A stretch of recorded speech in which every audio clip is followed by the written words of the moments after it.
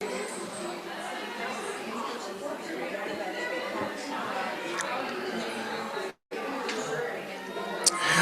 right.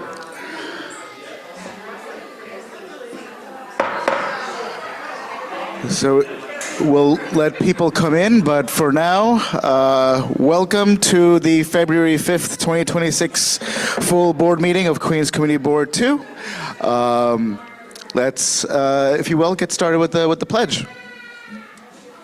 I pledge allegiance to the flag of the United States of America, to the republic for which it stands, one nation, indivisible, with liberty and justice for all.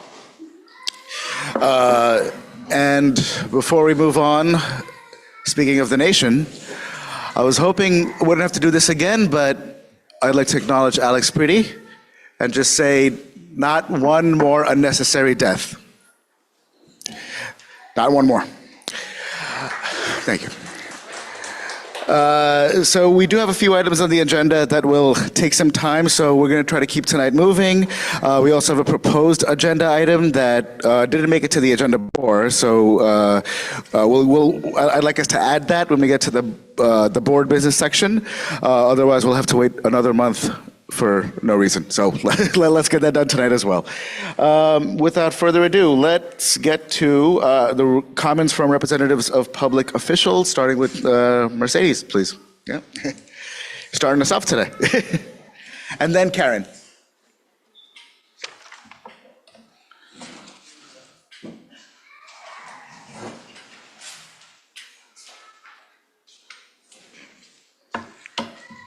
Good evening, CB2. Again, thank you so much for having me. I'm Mercedes Jennings. I'm the community liaison for State Senator Michael Gianaris. I have a few updates. So last week on Wednesday, January 29th, our office, along with Congresswoman Ameng's office, Assemblywoman Valdez, as well as Julie Wan's office, collaborated and was able to provide information on grants to small businesses, as well as community groups up to $5,000. So we gave that information. Anyone that is interested or needs to know more information, they can still apply for these grants. The deadline is May 4th. So if you need more information, I left my cards on the table over there, and our office can provide that to you or anyone who's interested in the community that would like to apply. That also is applicable for schools. So if you know of any particular PTAs or school administration that needs to do special projects in their school and would like to get funding, this is a best source to do that. Also, just a quick snow update, our office was on the call with the Office of Emergency Management during the recent snowstorm and are consistently following up with OEM, as we call them. So if there are any other concerns concerning the storm as it relates to cleanup, we did get a lot of complaints about the MTA not cleaning up in front of bus stops. So our office did address that, along with concerns with many seniors that needed assistance with digging out their cards. So if you know of anyone that's in that situation, definitely contact our office as well. Amongst any other situation that's going on with the snow, feel free, we will address it. Lastly, I know that I was hoping to give you a more confirmed update about the Q32 stop right over here with the MTA. The senator has been in discussions with the MTA to try to see if we can prevent that stop from being removed. We still do not have a deadline date, unfortunately. But the good news, I guess, is if we don't have a date of when they plan to move the stop, then, we're still in talks with them, so we're hoping that we can continue to prevent that from happening because we know that stop is crucial and services a lot of people with disabilities, elderly, as well as anyone here who comes to Sunnyside Community Services specifically. And that's pretty much it for right now with updates. And again, the senator, as you know, is up in Albany. Working on, hopefully we could pass the budget on time this year. And if anybody needs to contact him at Albany, please feel free to contact me or our office rep there in Albany. Her name is Christina Quox. And if you need that information, my card's on the desk and I can connect you. Any questions? Hi. Oh, sorry. Hi, Maury. How are you? Thank you. Hi, good to see you, Mercedes. Likewise. I just wanted to, thanks. I just wanted to advocate for, on behalf of the community, that the senator support three really important bills. It's S3827, which is the New York State ban facial recognition. S8004, which is to prevent biometric surveillance in public spaces, which especially is needed in a time where we're concerned about people's safety and exercising their rights to public assembly and retribution against that. And the last is Senate 5604, I think, or maybe it's 9. It's biometric surveillance by law enforcement, banning that as well. So those three bills that are coming together, I think, as a group of bills for surveillance. I'll make sure that I bring that to the attention of our legislative director, and Thank you. he'll definitely make sure that the senator be aware of that too. Appreciate it. Of course. Riley, then Hi, how are you today? Hi, good.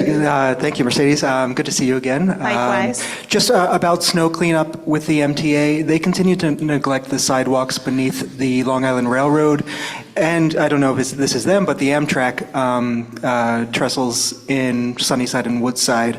They are the property owners per the DOT. They're responsible for cleaning up the sidewalks, and they never do. So now, almost 2 weeks after a major storm, those sidewalks, which are vital connections to public transit as well as connecting neighborhoods, continue to be covered in ice. You said the LIRR, and you said something else. And the Amtrak. And the Amtrak, yes, they are responsible for that. National, Yep. but nobody seems to know who takes care of the sidewalk there. Yes, so it's been very clear from our meetings with the Office of Emergency Management. I know the other elected officials say the same thing. The MTA is in charge of that because they oversee the LIRR, so they're supposed to clean up those streets there as well. So I will follow up and see what we can do. Okay, Make it yeah, it's happen. been a long time and they need to get out there. Yeah, and because of now it being ice is a problem. And with these really cold temperatures, it's supposed to be like minus 15 this weekend, so please be careful with that. And relating to that, in the same vein, any issues with heating, if they're having, please call 311 unless they're NYCHA. They should be calling the NYCHA number, the 718 number, and then contacting our office just so we can follow up. Okay? Okay, Thank you. thank you. You're welcome. Thanks. Just to sort of pile on to Maury's request, I don't know the bill number, surprisingly. New York for All and all the related bills, there's like, I think about 6 that should get passed. The governor has indicated that she is for these bills, so she'd sign them, but I know it could also get done in the budget. I would suggest sooner rather than later in April would be better. And, you know, I know he agrees, but his voice helps. Most definitely, and also because he's the deputy leader, he's the one that makes sure certain bills get onto the floor. So I will let him know, for sure. Any other questions? Thank you so much. Good night. Thank you. Thank you, Mercedes. Next is Karen from Kristen Gonzalez's office. Then Jamie. And then Carlos.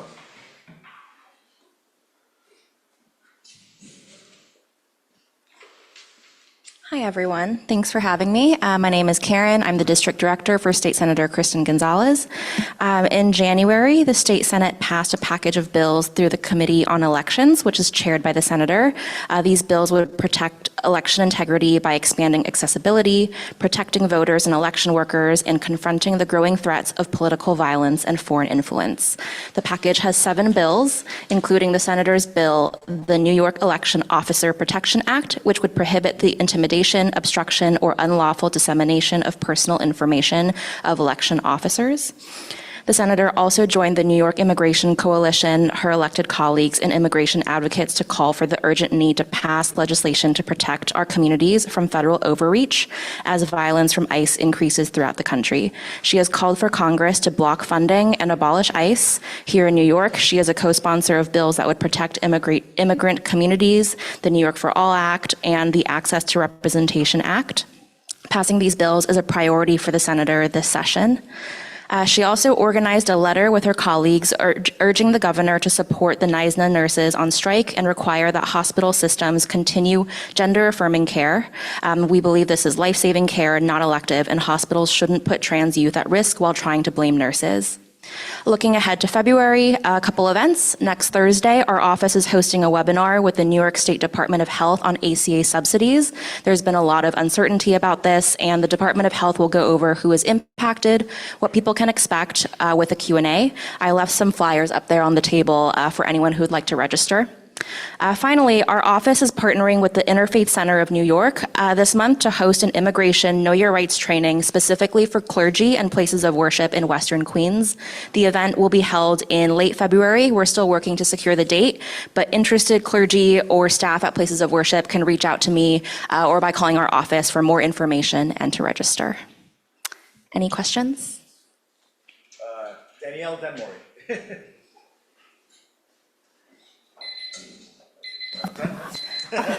It's great that there's a Know Your Rights seminar for clergy. Very good. Is there any chance that there could be one later for small business specifically in Long Island City? Yeah, we've been working with some of the small businesses in Long Island City on this. I think we've been working with them on a more individual basis, but certainly we can talk to our partners about doing a bigger training. And maybe small business isn't the right word, but like business, because there's a lot of chains in Long Island City, as you know, so. Yeah, for sure. Maury, then Sheila. All right, I just want to follow up on the question I had for Mercedes, or the statement. I know that Senator Gonzalez has not yet signed on for any of those ban the scam package bills, but I want to voice strong support for that, and I hope she'll stand up for the community in that respect for those bills. Yeah, I'll definitely take that back to our legislative team. Sheila? Yes, hi, everyone. Sorry I'm not there in person, but I'm selfish and don't want to share my cold. I'm asking, this is looking ahead, there's not legislation specific to this yet, or there is that actually makes it very difficult, but Speaker Menon of the New York City Council is proposing some portable benefits bills to assist with artists and kind of gig workers, so they can actually through their membership organizations get, group negotiated health insurance. The state law right now makes that impossible. So, just asking Senator Gonzalez and actually Senator Gianaris, Mercedes, I pass this over to you and any other state legislators that are there to please take it back and, look at some of the state law. I will send some links that is prohibiting, organizations like Freelancers Union or even artist groups from being able to negotiate good rates.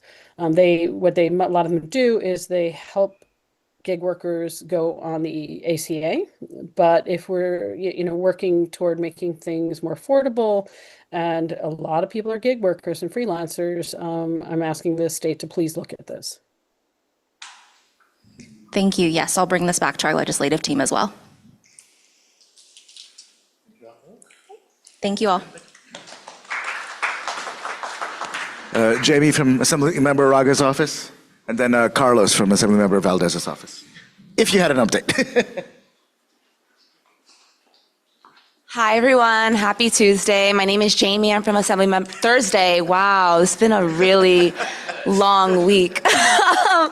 Anyways, really nice to see you all. A couple updates. So Albany is back in session. The Assemblymember actually wanted to be here in person, but the Human Services Committee hearing was delayed. It's still ongoing as of this moment, I'm pretty sure. So he is up there right now. But want to give you a few updates. So the Assemblymember did sign on to the Ione budget letter that is being circulated by Assemblymember Shrestha. This budget letter is to advocate for the governor, the Senate, the Assembly to tax the rich. We are continuing to comb through budget letters this week and next week as it's budget season. So we will keep you updated next month with the final ones. Couple quick updates. The big budget letters that he's circulating include his Mitchell-Lama Capital Reinvestment Program. That's in partnership with Assemblymember Reyes and Assemblymember Rosenthal, who is chair of Housing Committee. He's also having a few budget letters for increased programmatic support funding. So this includes nonprofits in the district like Woodside on the Move, also nonprofits that serve the district and Western Queens, like Astoria Worker Project, QEDC, and the Horticultural Society, and he has a bunch of other budget letters he's asking for. Some good, happy news is that his bill about updating the New York State Veterans Registry was passed in chamber this week, so he looks forward to that passing in the Senate and being signed by the governor. Tomorrow, we have a couple of cool events happening. So we're actually doing a walkthrough of Little Manila, so right off the 61st Street station and those blocks. And we're partnering with the nonprofit Accompany Capital to do small business outreach and see what resources we can get them directly. We also are partnering with Congresswoman Grace Meng's office to hold mobile office hours from 11 a.m. to 2 p.m. in our district office. You can come on by, you can do a walkthrough. So if you know anyone who needs help with federal cases or you want to come on by, that'd be really great. Our address is 60-10 Queens Boulevard. We're in the lower level. Our phone number is 718-651-3185 if you have any questions about that. Couple last things. I know I mentioned the ACE snow removal, so we were able to get to most of the seniors and those disabled that signed up, especially during the snowstorm. They were inundated, so they had hundreds of homes to go and provide free snow shoveling. We are expecting snow this upcoming weekend, so if you know anyone who is in need of the service, please let us know so we can add them to our list. We have a couple of slots left, and we'll make sure that we're able to prioritize them. And I'll stop there. We'll continue our mobile office hours. Are there any questions? Yes.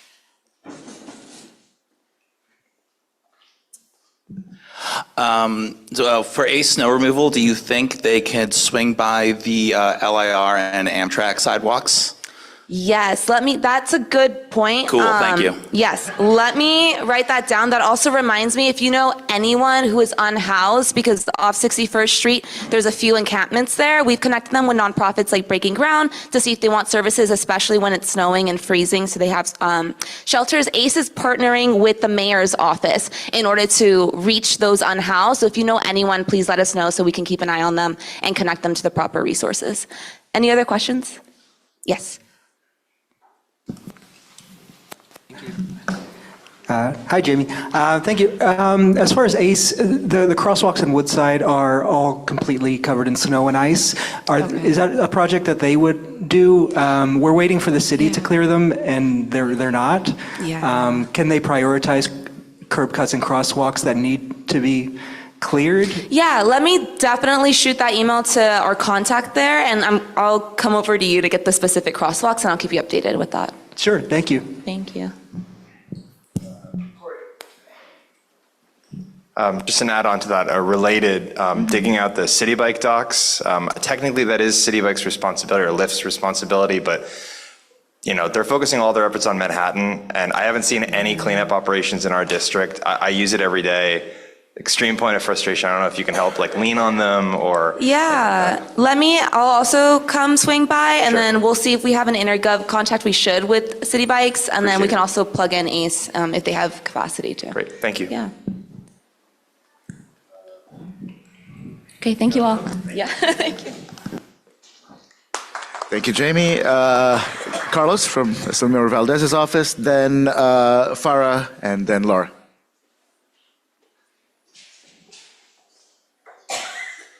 Hi, good evening, everyone. My name is Carlos. I'm the district director at Assemblymember Claire Valdez's office. This is my first time, not at the community board, but first time announcing remarks. We had a whole new shift of staffs changes in our office. So staff who normally would come to the community board meetings is no longer with our office. But Erica, who is our comms director, is also our chief of staff now.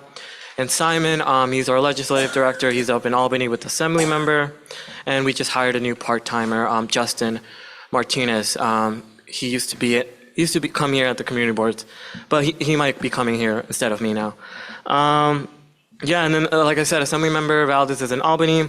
She recently gave testimony regarding extending the G train to all the way to Flushing. And then update for the district, we're trying to have taxes be done with urban outbound at our district office.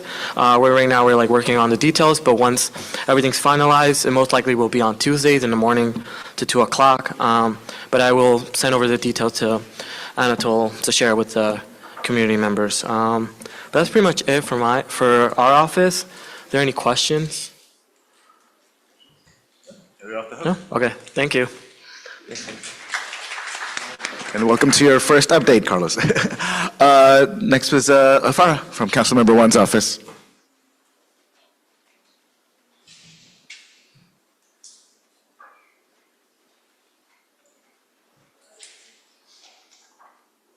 Good evening, everyone. I hope everyone has had a wonderful start to the month. A few bits of exciting news. So we've been working to get funding to support the One LIC Community Oversight Committee. And so we're excited to share that we officially secured grant funding for the first year of the project. That means that the meetings will hopefully start sometime in the spring. Over 100 people filled out the interest form, and we've been speaking with potential members to confirm people's ability to participate. If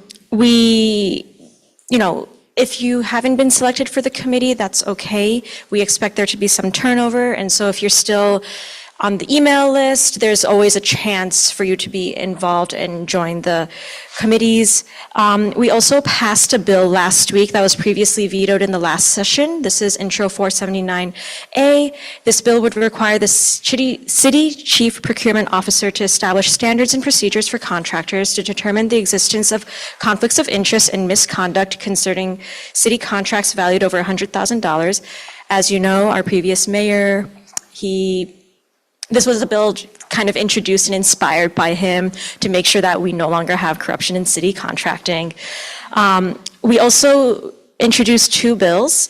Intro 510, this bill would require the chief procurement officer to ensure that one or more searchable, publicly accessible interfaces provide information about city procurements that exceed the small purchase limits. And then we also reintroduced the daylighting bill, which, as you know, will prohibit standing or parking a vehicle within 20 feet of a crosswalk at an intersection and requires citywide community education and outreach efforts regarding this change. Applications for our discretionary funding close on the 19th. Our office requires a supplemental form and can be found on our website. If you have any questions, please feel free to reach out to us. And then for a few events and constituent services, okay. Last week, we hosted our Sunnyside Rapid Response along with Sunnyside Community Services, Sunnyside Shines, Catholic Migration Services, the Episcopal Church of Sunnyside, and Sunnyside Reformed Church last Wednesday. Participants learned, know your rights. This was basically a know your rights, how to identify ICE, learned the 5 Ds of fighting ICE and salute. If you're interested in joining something similar, we're hosting another one in Woodside on February 19th from 6 to 8 p.m. It is in a centralized location in Woodside. The location will not be shared until 24 to 48 hours before the event to ensure community safety. We hope to see you there. If you are interested in signing up, please let us know. We'll sign you up. We also have the flyers posted on our social media. We also hosted our flooding town halls in Long Island City and Sunnyside. Please stay tuned for a flooding town hall in Woodside, which we hope to have in the spring. And then just for supplemental sanitation services and sanitation services in general, our office has been working with DSNY and has been urging them to go clean up the sidewalks, crosswalks, and property owners to also, because it is their responsibility to make sure that the sidewalks and crosswalks are cleaned, that they are doing that. And so it's been taking some time because as we get reports, we are sending out letters and redirecting DSNY to them.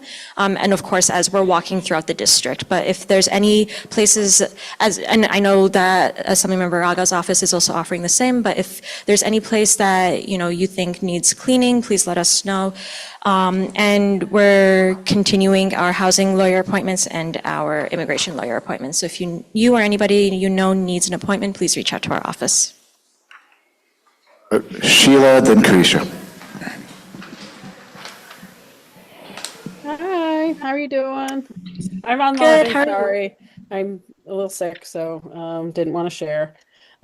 So I just had a question. Do you know, or is the council member, do you know where the council member is standing on Speaker Menon's portable benefits bill for artists? It should be in the hearing next week, too.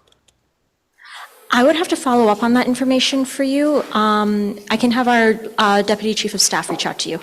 Great, awesome. And then one other thing just to bring up for future, thinking about future, since every year when it gets to this time of year, we're all complaining about the sidewalks and the intersections and the bike lanes.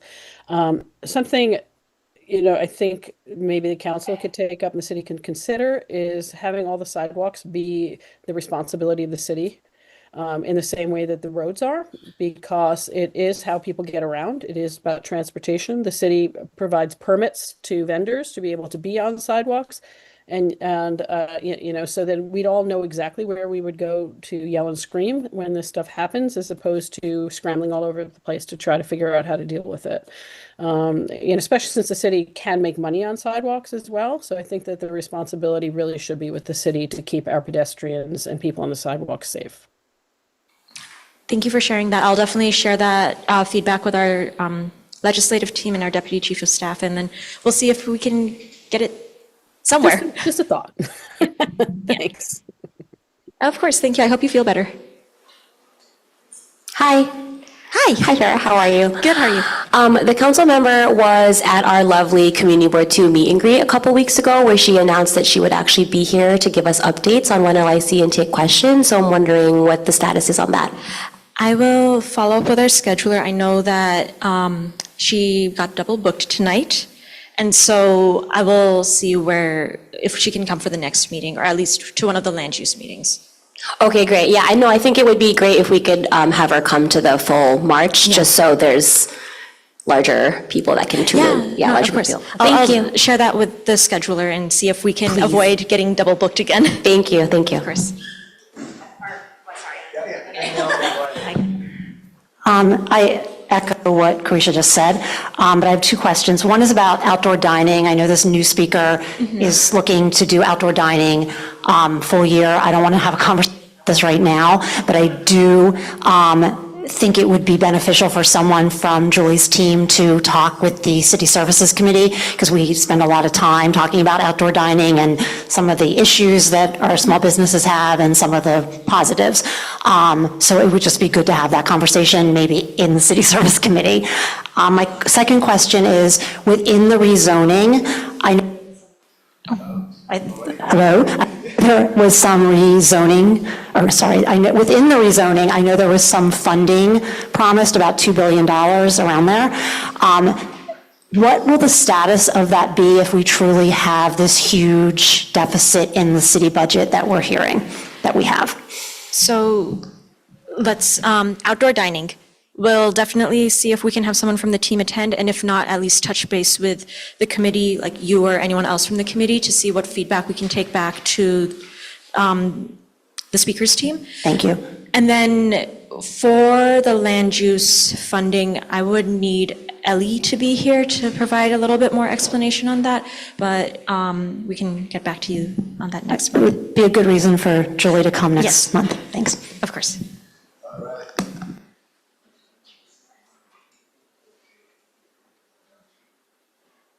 Hi, Farah. Hi. How are you? Good, how are you? It's good to see you. Just a couple things. On City Bike, if City Bike is not available to its paying members for 2 or 3 weeks, I think there should be an extension of everybody's memberships for those 2 and 3 weeks. I think that's very clear. I think that's a very fair ask. It's a very, very expensive system, one of the Yeah. more expensive transportation systems in the city. I've reported 311 complaints about several sidewalk violations of businesses and private homes, and none of them were seen to be violations, even though they showed pictures of sidewalks covered in ice and snow. Is there a pause on giving people fines? Because I think that's the only incentive to get people to clear if there's no actual civic duty.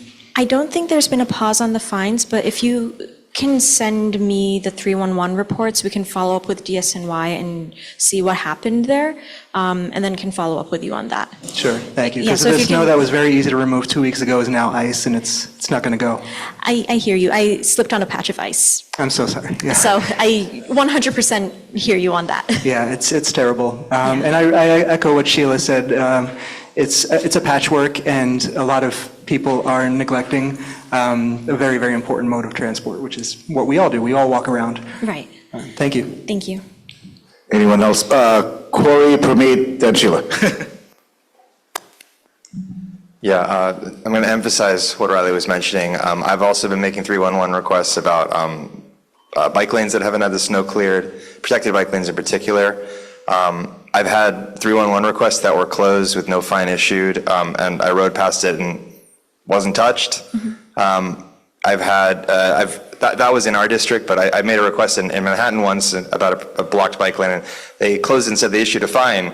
But I was like, are they finding themselves? You know, it's a street, right? So it's very confusing. I'd like to forward some of those too. And I mentioned to the previous speaker, but just also putting pressure on Lyft and City Bike to clear the docks. That's also a really critical issue. Yeah, if you can forward those to me as well. It is strange that they're issuing a fine for bike lanes when. Yeah. Yeah, but if you can forward those to us, we can definitely follow up and see what the issue is, and at least for the bike lanes, see if DSNY can go and like brine it or salt it. Yeah. I'll also send you one. There was an issue where a business had cleared a 1-foot path around their business, which, you know, it's fine for me, but not fine for someone in a wheelchair or, you know, someone with balance issues. And I sent that, and they said there was no violation, and they closed the ticket. So it's an ongoing problem. So I'll forward that as well. Yeah, if you can, that'd be great. Thank you so much. Sheila. Hey, really quick question. Hey, sorry, Sheila. Really quick question on the 1LIC Community Oversight Committee, the grant funding. Can you clarify how much grant funding, from whom, and what it's going to be used for? So I am not sure about the amount, but I do know that the grant funding is to support the work of the Community Oversight Committee. Don't quote me on this, but I believe it's the Pratt Center that is overseeing this work. And so it's just to support the work and organizing the Community Oversight Committee along with our office. And if I remember correctly, we have meeting spaces and, the things that go into having a meeting, right? Right. Anybody else? Okay. Roz first. Yeah, hi. First of all, I just mainly want to thank the council member for organizing the rapid responder training and the ones in the future. It was incredible, and there was at least 300 people had signed up, so that was, heartening. But it was also, ironically, almost an experience in ice, because the poor church, their pipes had frozen. There was no heat.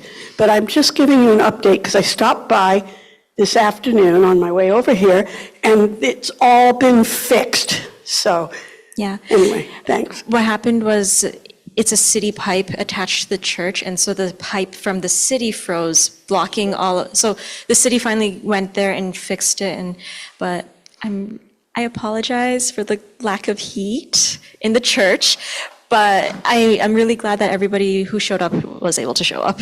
Well, it was very heartwarming and so on, but I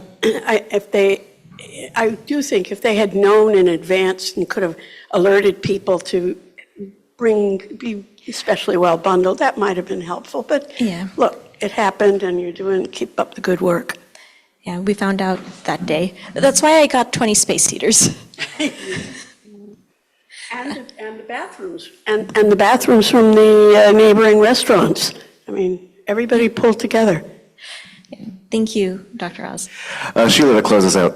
Yep, I'll be super quick. I'm just following up on Riley's note about the city bikes. The NYC Ferry should extend the expiration on their passes as well, based on the amount of time, because right now that hasn't been announced, and the ferries have been out because of the ice. Yeah, of course. So we'll take that feedback back to the different agencies and entities and see what can be done. All right. Thank you all. Laura from the Borough President's Office.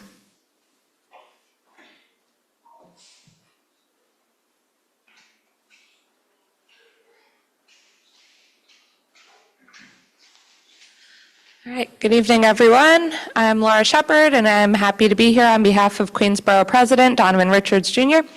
We have a busy month at Borough Hall with several office initiatives.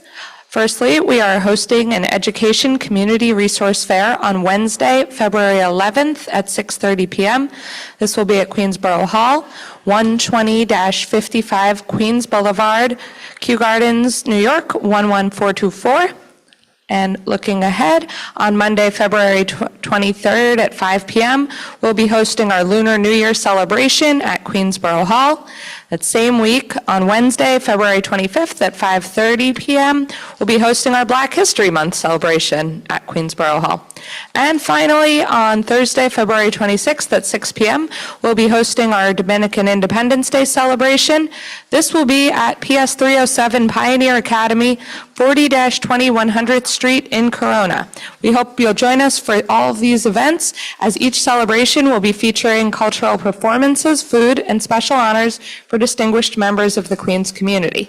You may RSVP to these events on our website at queensbp.nyc.gov. There are also flyers in the back.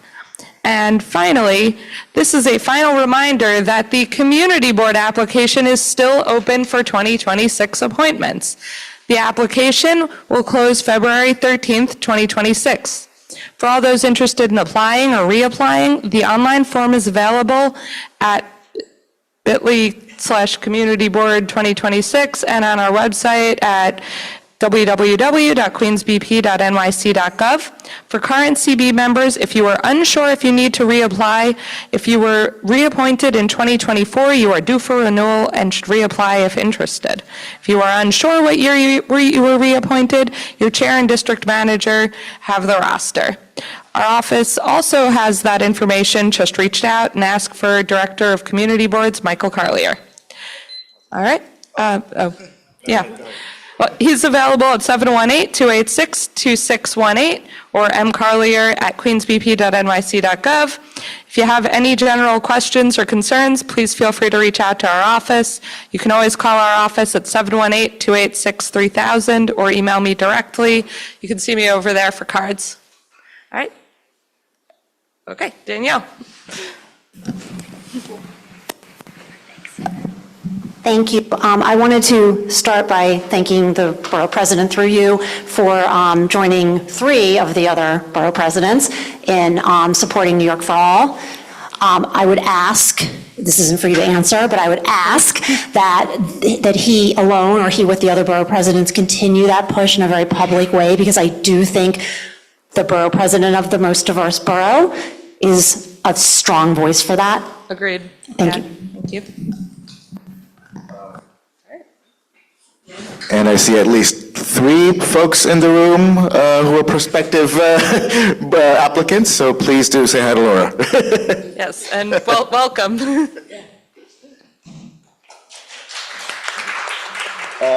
And Narissa and DCP after that.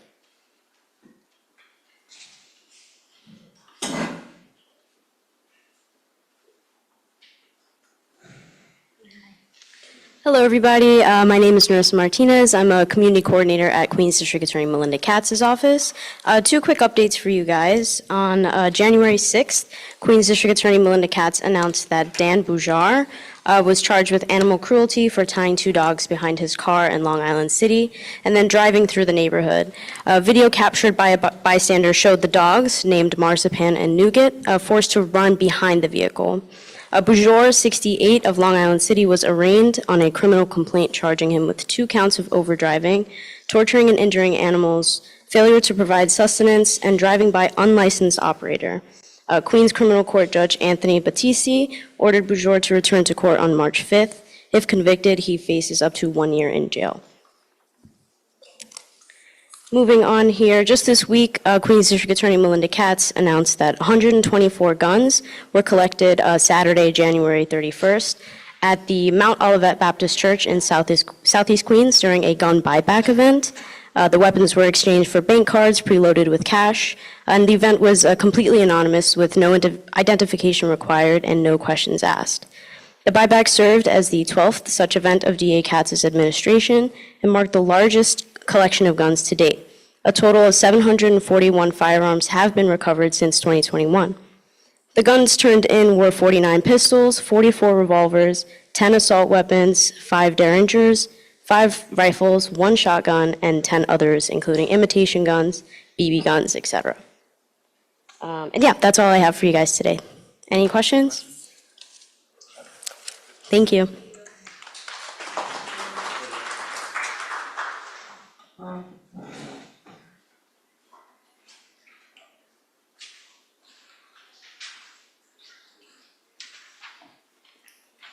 Hello, everyone. Can you hear me? Hello, everyone. I want to reintroduce myself. I'm Fagel Leschner. I'm a borough planner at DCP, and I'm a liaison for Queens Community Board 2. The DCP update is that on Monday, February 2nd, the City Planning Commission certified an application by the Parks Department for acquisition authority and site selection of several privately owned sites in Queens Community District 2. The application is known as the Walk to Parks Initiative, whereby the city is aiming to increase the availability and accessibility of open space in select community districts which do not have enough open space today. So the application is now in public review, and the community board has a review period which ends on April 13th. Parks will be in touch with CB2 leadership to coordinate coming to community board to present the project, and I can answer any questions about the application. Great. Thank you. Thank you, Fagel. I think that concludes community partners. Oh, sorry. Who are you with? Oh, sure, yeah.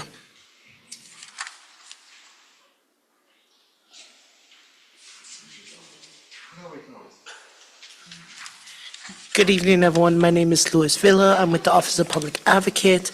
Just a few quick updates. We're having 3 events coming up. One is the Century of National Accommodations of Black History, and it's going to be at the David and Dinkins Building in Manhattan on this Monday, February 9th from 6 p.m. to 7:30.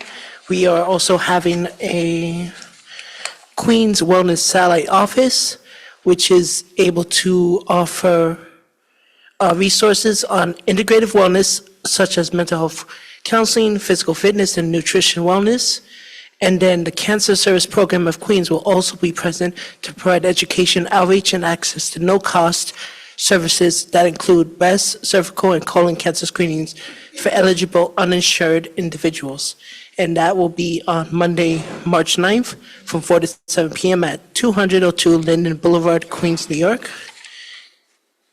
And then the last event is Queens Property Tax Exemption. The Wellness Satellite is on February 20th, the same location. The tax exemption is on March 9th, the same location, and it'll be able to offer property tax exemptions to seniors, veterans, clergy members, people with disabilities, and others who attend the sessions. In terms of our public advocates' work, we have recently joined with the New York City Council to override former Mayor Adams' last-minute veto of legislation to support street vendors, including creating the Division of Street Vendor Assistance. And street vendor reform package will become law shortly. And if there's any other questions or information about the events, I can leave some flyers or give you my card. All right, thank you. Hey, just a quick one. Whoa. Yes. Don't run so fast. First of all, big props to our public advocate. Please say hello. The question I have, and it's about I brought up before, is can the public advocate, using his pulpit, advocating for all the people of New York, step in to help in pushing for us to be able to have portable benefits? Something I mentioned before, and that means it's something Speaker Menon is presenting for the arts community, but I think all freelancers and gig workers need to be able to have portable benefits. It's going to require state legislation to be changed, but the public advocate certainly has a good big mic. So I just want to kind of throw that out there. And he stands up for people. Okay, so if I can give you my email and we can forward that question for the public advocate directly. Sure, if you give me your email, I'll write to you. Just perfect. Put it in if they could put it in the chat, because unfortunately I could not be there right now. I understand. Thank you for this, and I will pass on the message. Thank you.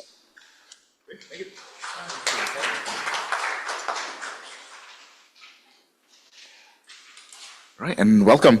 I think that concludes comments from elected officials, and I don't see any of our community partners like Woodside on the Move or Sunnyside Community Services. So I think we'll move on to general public comment. Some of these comments are for the letter you have in front of you that will come from the Transportation Committee, and we'll vote to get that vote on the agenda later on. But without further ado, we have 6 folks, I think. 7. So we'll start with Daisy, if you are. I think you're online.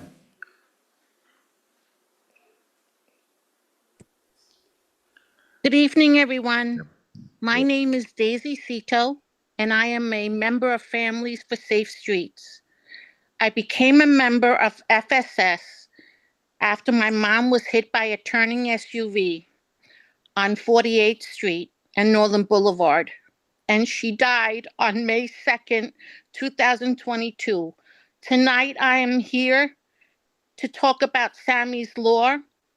I fully support Sammy's Law. My mom was just crossing the street after grocery shopping at the local Stop and Shop, and she had the green light, but she got hit by the car and she died. And Northern Boulevard has often been called Boulevard of Death. It's one of the deadliest streets in Queens. I fully support Sammy's Law. Sammy's Law would lower speed limits from 25 miles per hour to 20 miles per hour on most city streets, and especially it can focus on areas near schools, regional school slow zones, parks, senior centers. Lowering speed limits would give pedestrians struck by cars like my mom at 89 and a half years old a better chance of survival.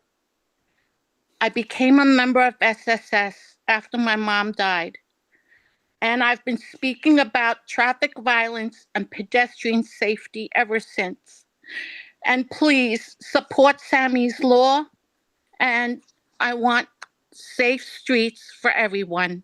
Thank you so much for giving me this time to speak tonight. Thank you. Thank you, Daisy. Charlene Mitchell? Yep.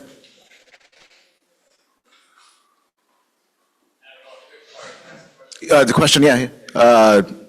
Mike, please, Leticia.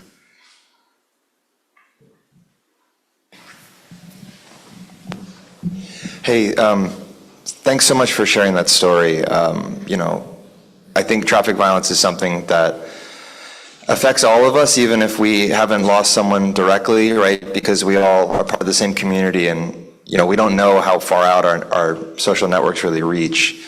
I'm always really in awe of the bravery that Families for Safe Streets members have. You guys aren't professional advocates, right? You're just normal folks that got violently pulled into this world. So I want to thank you for coming to speak. I'm curious, I also went up with advocates to fight for Sammy's Law. I'm curious, what your expectation was when this law finally got passed after, 2 years of advocacy, after Amy and others went on hunger strike to get it moved. Did you expect to see every street affected, or did you expect them to kind of roll it out one street at a time?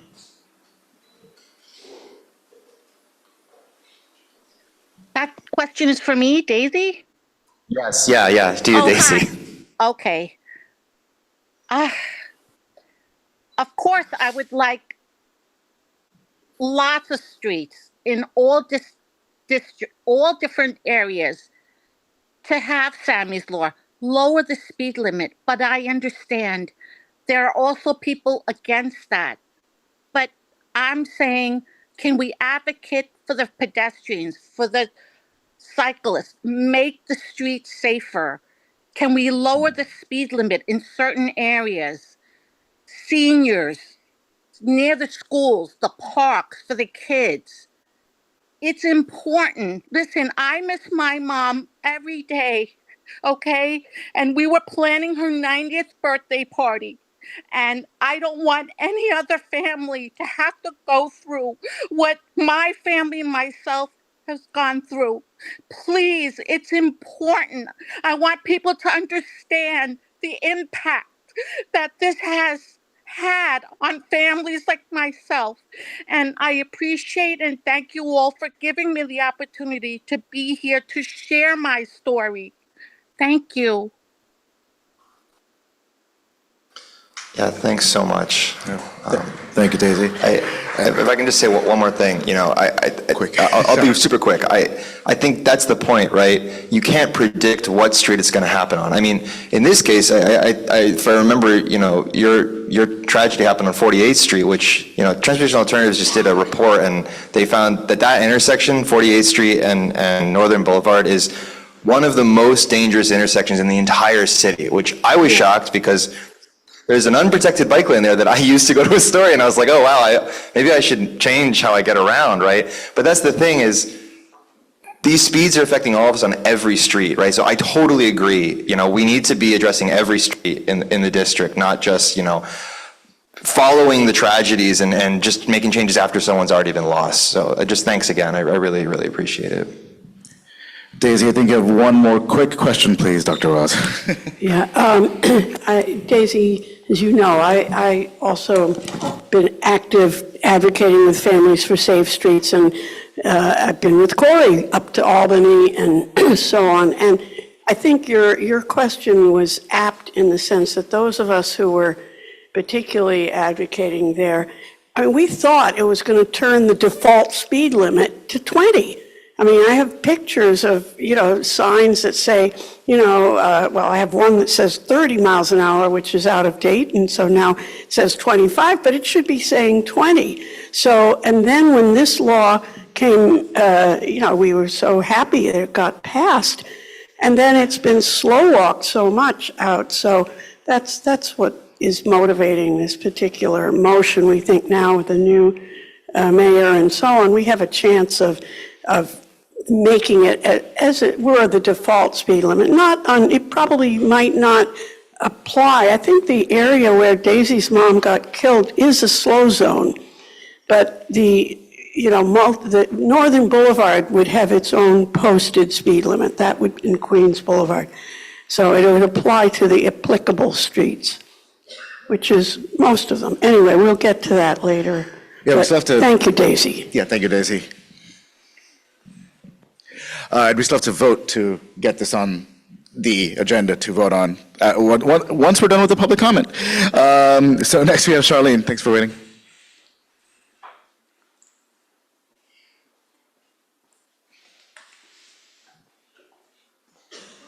Hello, good evening, everyone. As he mentioned, my name is Charlene Mitchell, and I'm here to represent Birth by Queens Foundation, Incorporated. By the fact that everybody is sitting in this room, I'm going to assume everybody's been born. Yes, okay. Anybody know if they were born in the hands of a midwife? Raise your hand if you were born in the hands of a midwife and you know that. If I was to ask the same question even 40 years ago, almost everybody's hand would be up. And that's because midwifery was a standard of care right here in New York City, right here in Queens. What we're hoping to do is to build the first birth center right here in Queens. And when that opens, which our goal is to open in 2027, families will have the diversity of options that we so much enjoy in Queens. That means that families will have holistic care from prenatal, during pregnancy, as well as postpartum. That means families would not have to choose between taking off 1 day of work and sometimes 2 days of work in order to get all of their needs met. And that also means that families will have holistic care options, not just for the gestational carrier or the person who is pregnant, but for the whole family.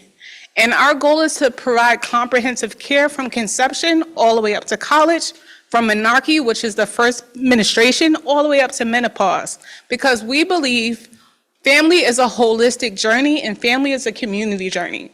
So we're hoping to speak with you all a little bit more about us. We are speaking with the health committee to hopefully present an extended presentation in April to talk a little bit more about our journey. But today we just wanted to let you guys know about the great work we're doing.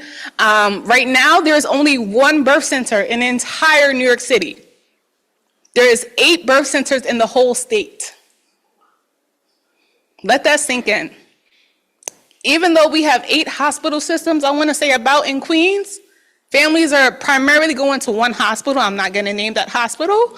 And with that being said, families are still leaving the borough. They're crossing that 59th Street Bridge. I still call it the 59th Street Bridge.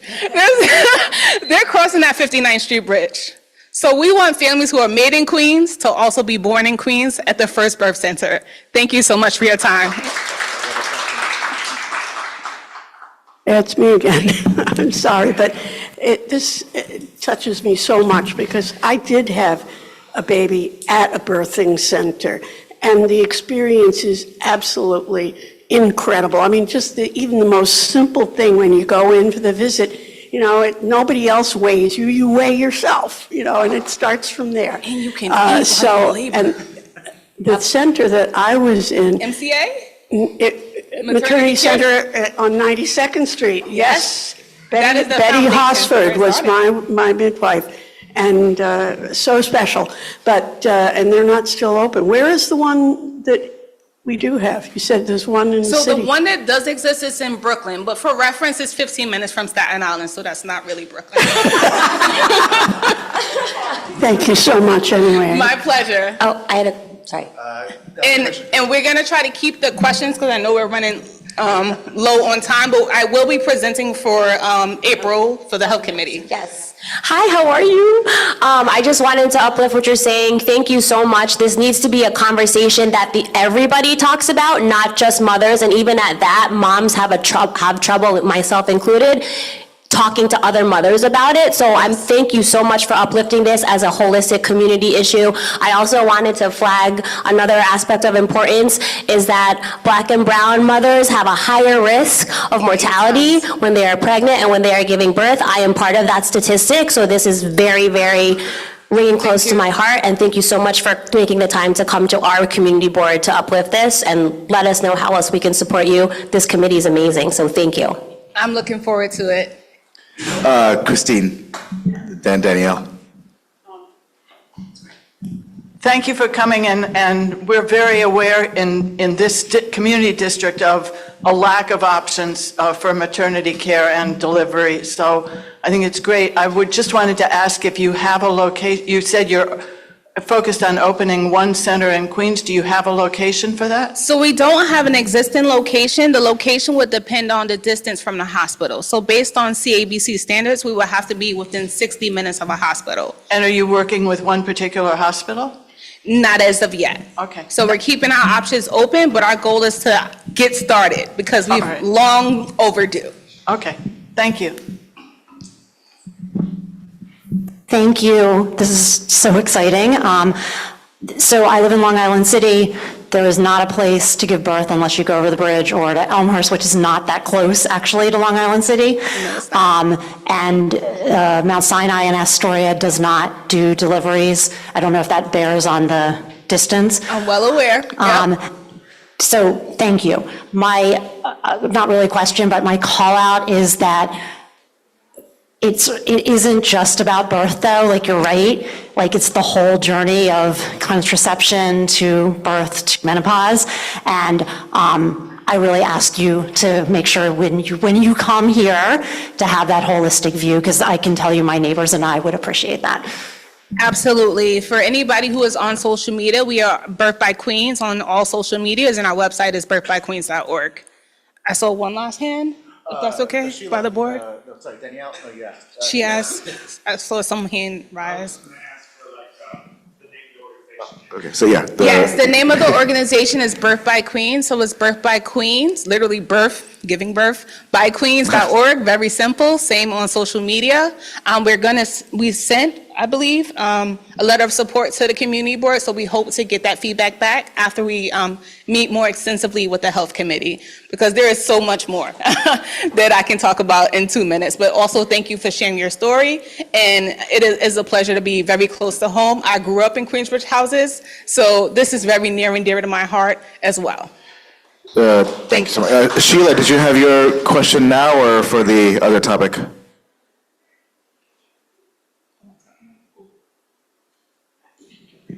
It was for this topic, but I decided to, let it All go. right, thanks. I'll see you at Thank the you so health much. committee meeting in April. Thank you so much, everyone.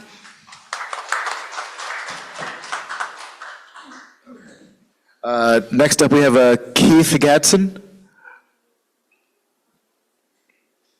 Keith, are you online? We'll come back to you. Martin McKeown?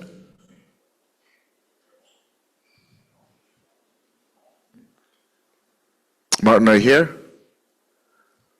We'll come back to you. Yaroslav Kharkov? Oh, there you are.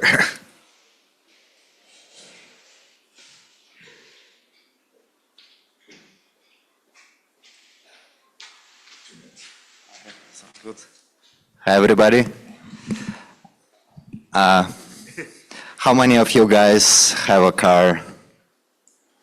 It should be around 20%, I think, statistic-wise.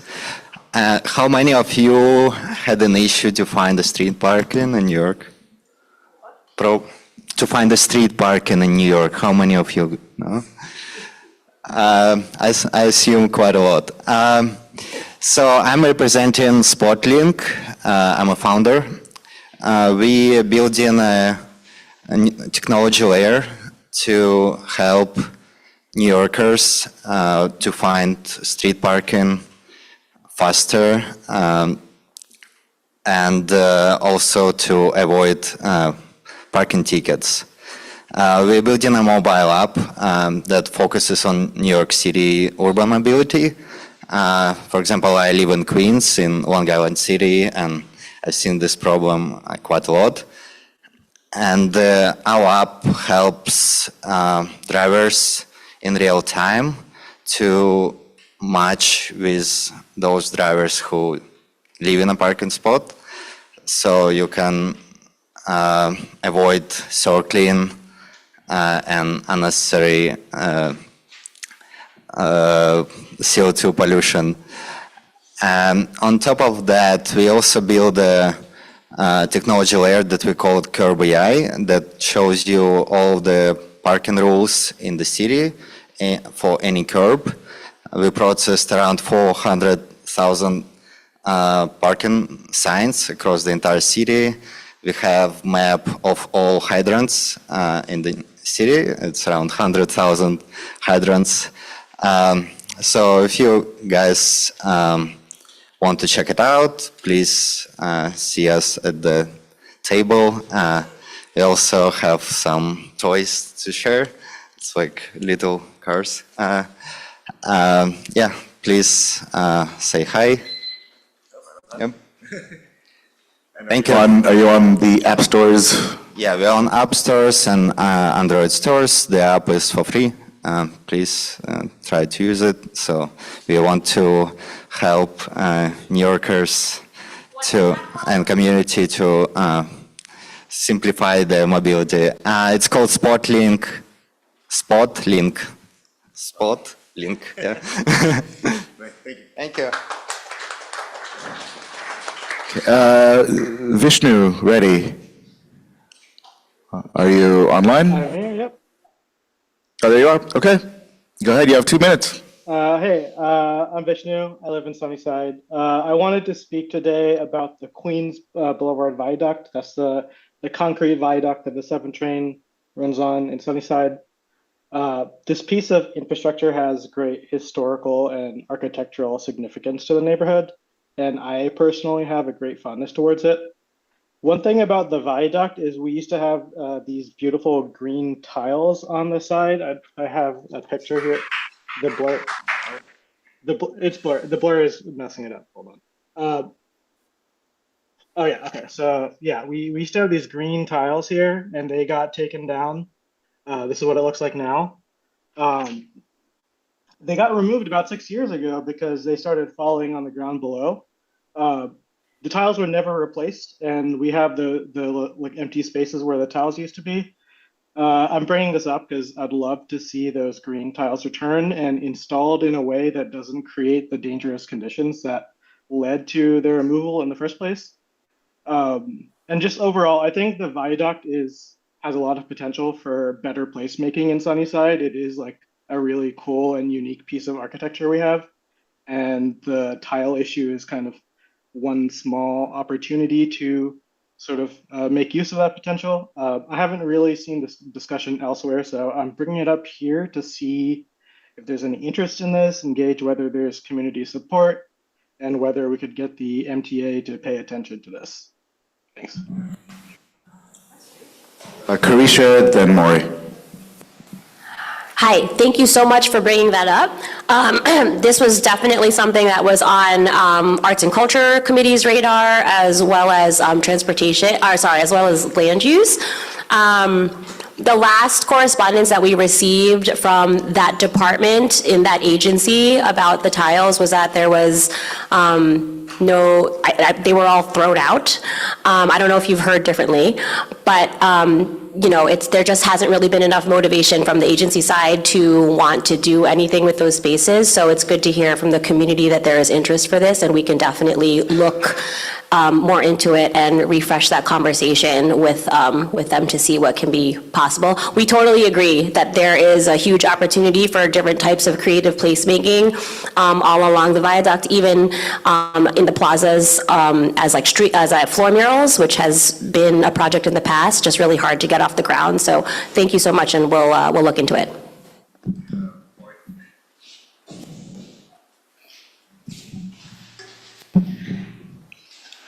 Thank you so much for coming to the board to talk about this. Small Business Committee would be definitely interested in pursuing this as well with the Arts and Culture Committee. I do know that Sunnyside Shines, the Business Improvement District, has been very involved in organizing events and working with the city and affected agencies or related agencies for the viaduct.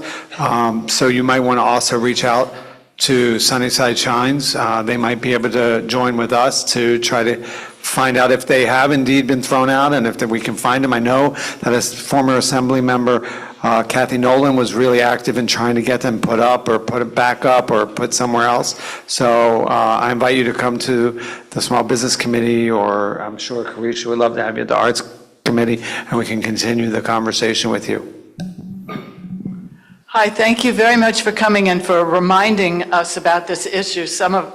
Many of us remember those tiles. I do want to say that this year in particular, Sunnyside is being uplifted as a place, as a place to celebrate by the Historic Districts Council, and they are actually looking for things to nominate for historic, to landmark, and I think this would definitely be something that's worth considering.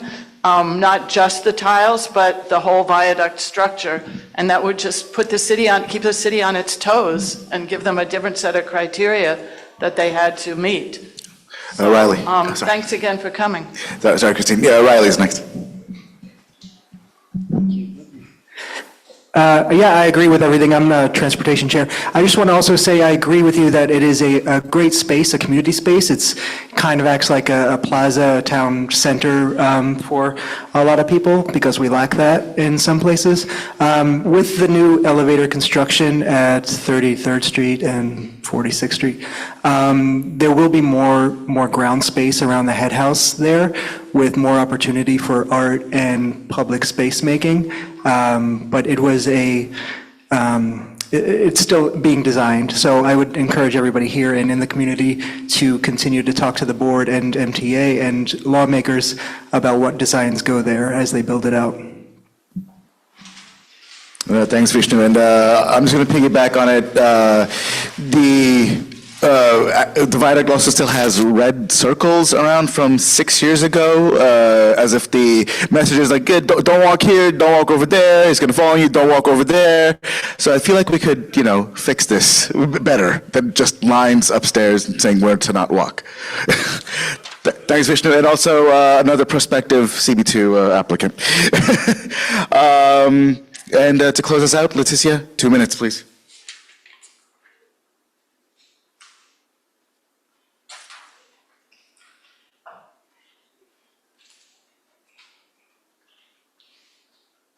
Hi, everyone. Okay, very quickly. So shout out to CM1's office and our local CBOs for organizing last week's rapid response training. And as a lifelong Latina resident of Sunnyside, I really appreciated the overrepresentation and attendance of white allies who attended, especially at a time when Black and brown people are being profiled, snatched up, and kidnapped across the country. Over there, I have some whistles from a fellow comrade, which can be used to alert community members of the frozen water agents in the neighborhood or in the process are intaking someone. As a reminder, 3 short whistles are to alert that they are in the neighborhood, and 3 long whistles if they are in the process of detaining someone. If you have any questions or are interested in mobilizing, let me know. Or you can always also reach out to CM1's office. They're doing a great job. Thank you. Thank you, Leticia. Thank you, CM1 again. And that concludes public comment. We'll now move to the board meeting and business section, starting with attendance. Thanks, Ryan.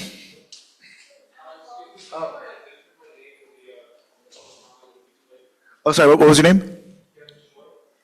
I don't see you, but if you sign up, come on up. Sorry.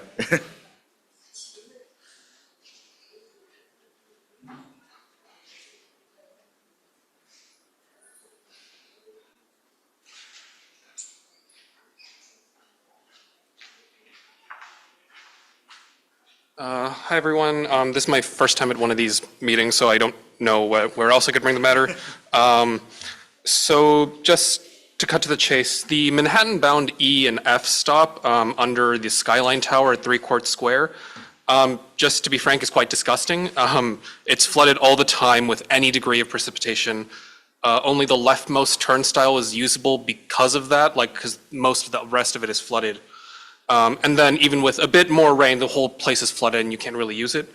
As I understand it, the place is privately owned by Skyline Tower, and so MTA doesn't fix it directly. But I know myself and many other people in the community, at least the building I live in, have submitted complaints to the MTA and the city, et cetera, to no avail for, I think, several years at this point. So I just wanted to come here to urge any board members or any reps from the state government that might be here to look into this, because it's kind of ridiculous how long this has been a problem, and passing the buck to a private landlord who we all know isn't really going to do anything. I think it's really just empty talk unless MTA actually uses their legal power to force them to fix it. Thank you. Hi, wait, don't go anywhere. Yeah, the Sheila online here. Thank you so much for bringing this up. I'm really glad you did. I just want to add to what you're saying is that this was an issue before it was built, before the building was built, and a number of us in the transportation committee at that time brought it up as an issue when the city makes, they gave incentives to this developer, serious incentives to build that station, and yet there was almost no oversight, and a person almost died because they almost got swept into things. So thank you for bringing this up. This also goes to the 1LIC promises. This goes to all of these kind of things that we need to make sure that there are teeth behind these agreements. And I'm so sorry. I go to that station too. I live down here. So thank you so much for bringing that up. Hey, I also use that subway station every morning, and it is totally disgusting. I agree. Something similar happened. I know it happens a lot, but something similar happened last summer, and I reached out to the MTA and all of the elected officials, and actually got a response from the MTA. So I just want to quickly read it out loud. It says, the water damaged area you are referring to has been repaired. The building owner manages the area. In conjunction with the building owner, the MTA was able to isolate the interior leak, repair it, and clean. We apologize for the inconvenience. But obviously, it's not an isolated incident. It happens every single day. I think Debbie and Anatole, we should reach out to the MTA and the elected officials again and try to see if there's a more permanent fix that we can do. Corey? So if I know this station correctly, like I live in Sunnyside, but come to LIC all the time. I think it's one of the only elevator access to that line too. So I mean, there's definitely an accessibility angle here that if it's consistently, impassable from flooding, right, then that elevator isn't really serving its accessibility function. So that'd be another strong argument I think that we can make. I'd also urge you, every time you see it flooded, just 311 it, like this with the app or whatever, and then send the 311 number to the community board, because you can send that to different agencies, not different agencies, different elected offices as a way to escalate, right? Like Queensborough President's Office would be very interested to know that the 311 requests are being closed erroneously, right? Or the assembly member or the city council member. It's just a way to like keep being squeaky about it, and it gives us something to escalate also, so we can all say like, yeah, we're getting these reports over and over again. So that's a way to make it systematic, you know? Thanks for the tip. I also wanted to add, like, I'm not a lawyer or anything, I'm just a random interested party. I did look up the agreement that I think the private landlord had with the MTA, and the agreement does say that the MTA has the power to just fix it and build a building. Now, I don't think they're gonna do that, but I feel like if that's a power that they have, then we should push on them to exercise that power. Sheila, I do want to add one thing. Yes, and if we yield the responsibility to care for it, then we need to remove the tax incentives. 100% agree. All right. Thanks so much. Thank you. Now, right.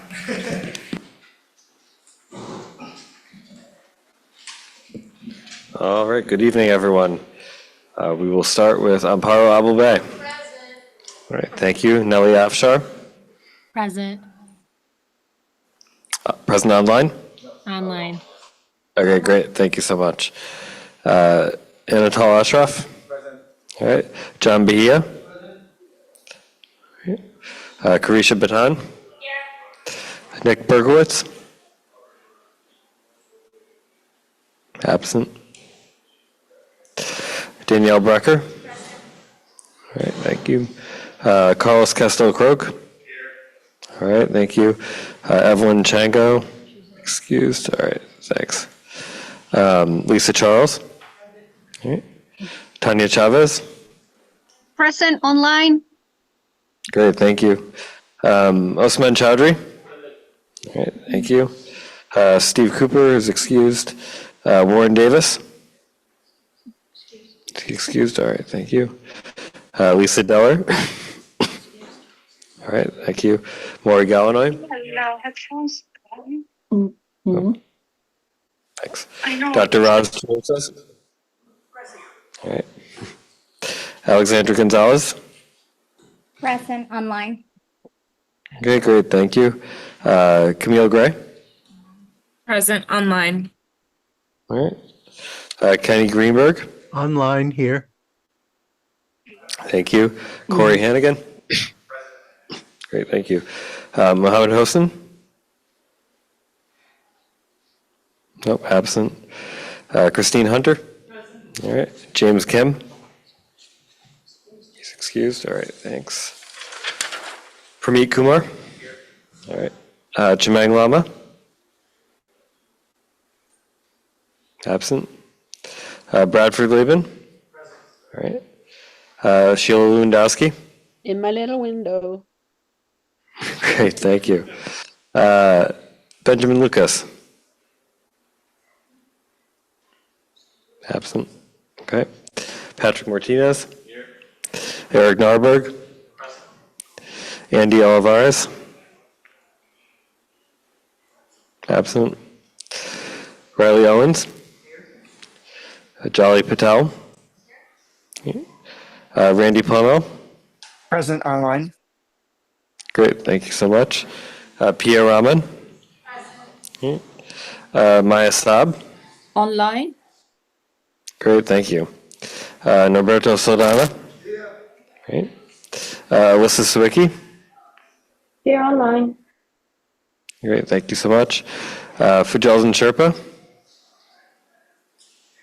Nope, absent. All right, Ryan Smith, I'm here. Lauren Springer. All right, Akello Thomas. Absent. Maurice Valdez. Thank you so much. Elena Van Sluten. All right, thank you. Letitia Vasquez. And Michael Zurob. All right. Thank you very much. We do. Thank you for helping us make the quorum in the room as well, especially on a day like this, full quorum. Awesome. Next is approval of the minutes. Did everyone receive minutes in your email? Motion to approve the minutes? All in, sorry. I have a question. I don't know whether we have to wait for the motion or, I'm very concerned. The minutes are like 15 pages long and essentially a transcript of everything. And as I recall, Steve Cooper, who at that time was parliamentarian, he emphasized the minutes are supposed to be not what was said, but what was done at the meeting.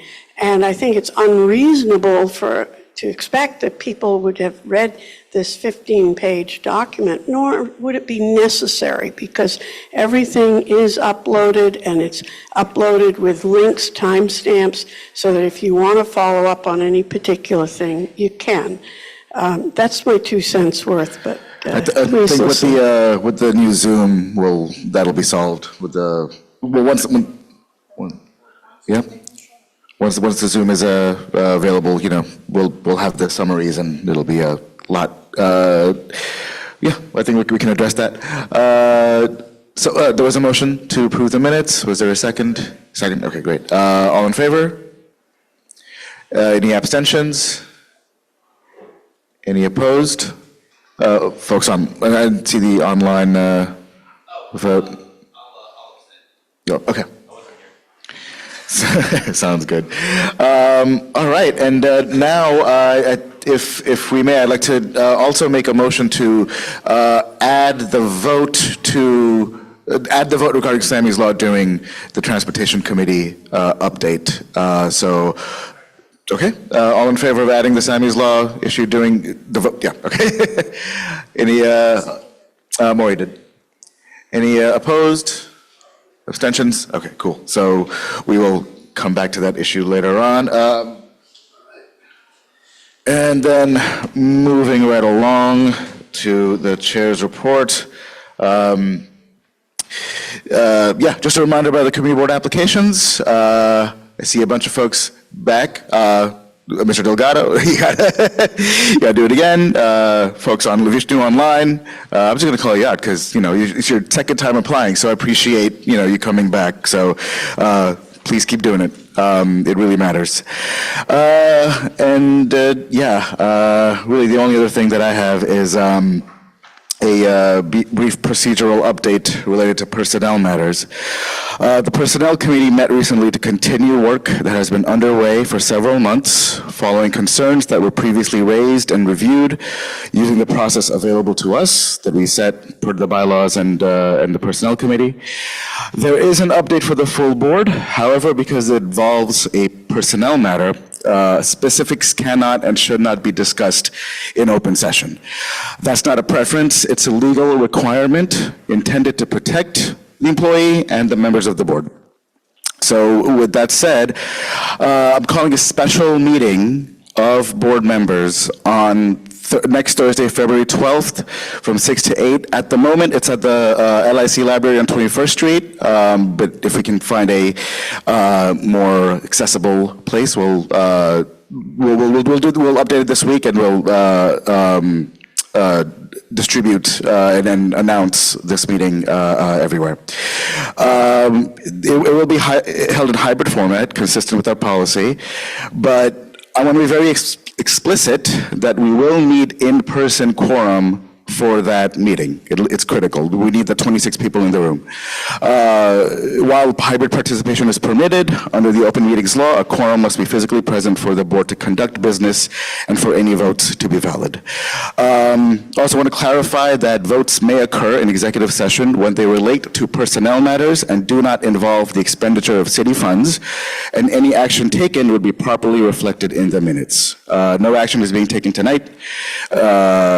No member is being asked to decide anything without proper notice, information, and an opportunity for discussion.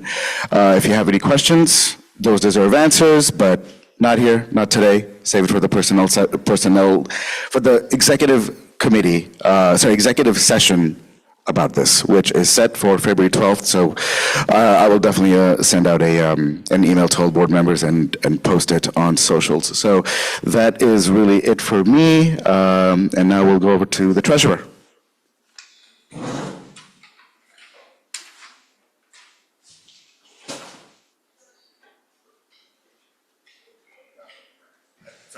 And one more thing about the special meeting, we'll take attendance right at 6:15, so 6:10, so please be early. Or on time. Yeah.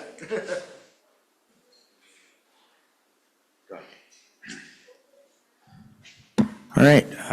Good evening, everybody. I will try to be quick here, but I wanted to both give the quarterly update that is in our bylaws for the board's operational budget and also kind of talk through some process matters following up on earlier conversations we've had about the community board's operational budget. So yeah, we are midway through fiscal year 26. And we have a sort of Q2 budget update from the office that I'd like to share with you all and also kind of talk about as we're moving into next year, well, the remainder of this year and as we're moving into next year, potential ways to kind of engage the board to get input on how we use the board's operational budget. Just as a quick reminder, there are 3 types of funds allocated or that comprise the community board's budget. There's funding for personal services, so salaries and benefits for the staff, rent for the board office, and then other than personal services, which is essentially everything else. And those first 2 categories, we basically, are fully accounted for. They are most of our board's budget, and it's this kind of tiny slice at the bottom, the OTPS funds, this like 4% that we're really talking about when we're talking about our board's budget. And even within that, like the vast majority of it are sort of non-negotiable items, things like recording the meetings, cleaning the office, kind of like basic office supplies and so on. So we're really talking about a pretty small amount of funds, but a non-zero amount of funds. And so if we're looking at the remaining funds on that front, I corresponded with the office over email, and for the remainder of the fiscal year, so through the end of June, there's about $2,700 remaining in the other than personal services budget. So this is in some ways like helpful if there's an emergency, like something breaks, we have some funds available. But we should also, I think, as part of, in addition to planning for next year, think about potential uses for funds as we get towards the end of the fiscal year. I know that last year, the office purchased laptops with remaining funds that were in the budget. And yeah, so like we have this amount of money that currently does not have an allocated purpose. So if people have ideas for it, it's certainly something we should consider. So I wanted to give you that update on the status. The big change, I think, since the last time we discussed this is really the net new expense for an upgraded Zoom. And so as you all know, we've had extensive conversation about Zoom and Zoom functionality and had repeated issues with Zoom bombing. And we are sort of at the stage where there is a proposed contract for an upgraded Zoom membership, and the office has moved funds to pay the bill for that. So we made a lot of progress there, which is great. Hopefully we will not have further interruptions because of Zoom bombing and so forth. So that's really good. Otherwise, it's pretty like procedural stuff. Regular expenses were paid, kind of thing. And I think this is the last slide. So this is pretty much a slide I shared a couple of months ago as well, but just with a sort of update on our current process. As part of the bylaws committee, we did sort of tighten up the language around the community board's budget, the capital, kind of both the statement of needs side as well as the operational budget side. I think that the next item on the board's agenda is the bylaws update, but we did do that. I think the thing I really want to call out for you all is this sort of 4th bullet point around a kind of form and a process for getting input from the community board, from committees, from just members of the community board about budget requests. And so I sent out a form via email, and I'd love for you to consult with committees as it makes sense and just submit ideas by the end of the month to set the stage for both the remainder of the fiscal year, to the extent that that makes sense, but also going into next year, like having ideas that we can consider. As I mentioned, we're talking about a really small amount of money, so like don't, it should not get, you should kind of tailor your expectations accordingly, but just to have that sort of dialogue and get input from the board so that we are planning proactively and incorporating ideas, and we can work with the office. I can work with the office and the executive committee to see if that's possible. That's the main thing. This is the last slide. It's what I've just shared, so I'm happy to take questions. Christine? Yeah, I just wanted to clarify. Oh, sorry. Yeah, just to be sure that I understand this right, that any unspent funds out of this year's budget don't carry over to next year. Yeah. So, which means even if there are amounts that are small, it's, just from a point of view of we have needs, we ought to think creatively about using that money and not just letting it revert. I think that's exactly right. I think we should be practical and reasonable and have foresight and not exhaust all our money immediately, but we should also not just give money back to the city that's allocated to us. So I absolutely agree. Yeah.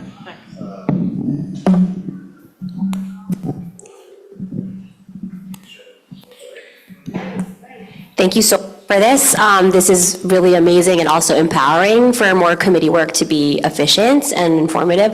I think also part of this process could also make sure that it's a normal process of all the committees. Once we kind of get into a rhythm of what it is, that we make this a regular part of every committee's agenda. I know because of your prompting, that's on our agenda for Tuesday for Arts and Culture. And then I also just wanted to put out there in our community board atmosphere that accessibility, we can definitely benefit from more accessibility, like translation services, ASL, like that type of thing. Something to just think about when we want to allocate other funds. Awesome.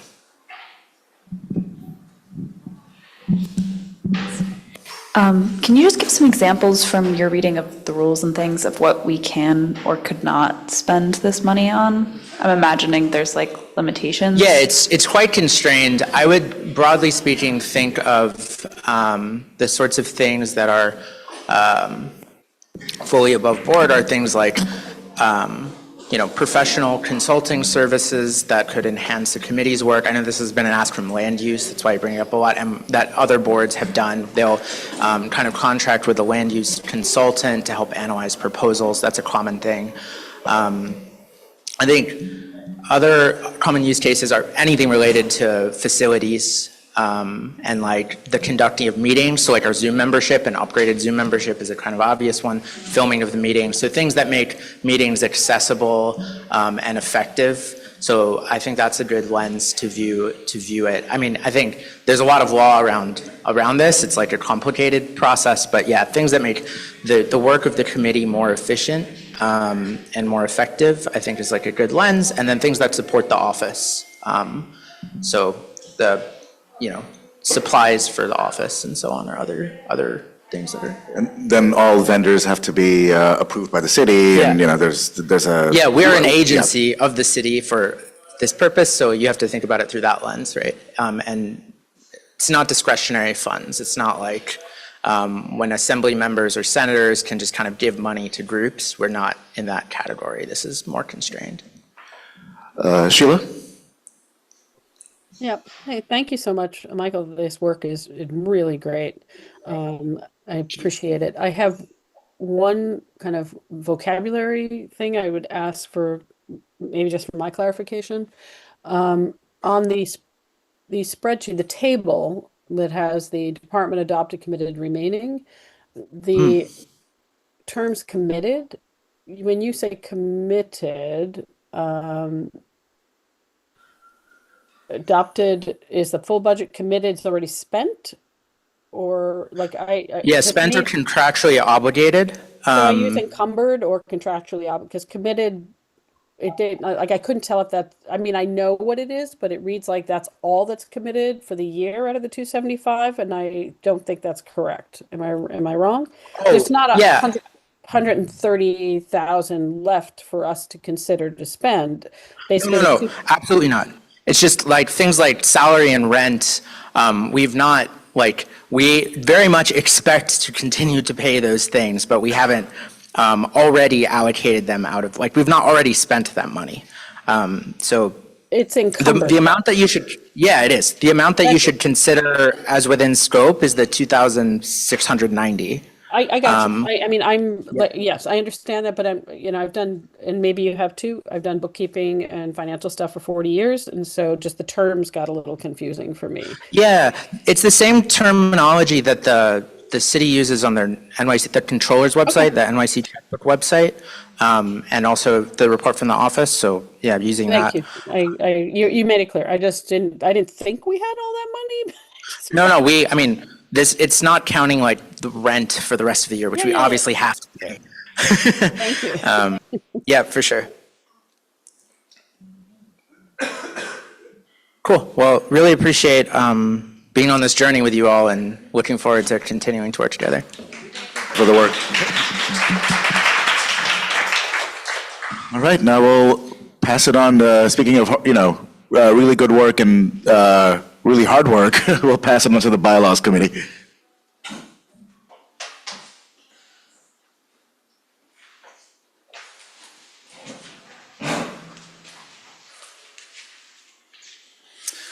Okay, so thank you, Anatole.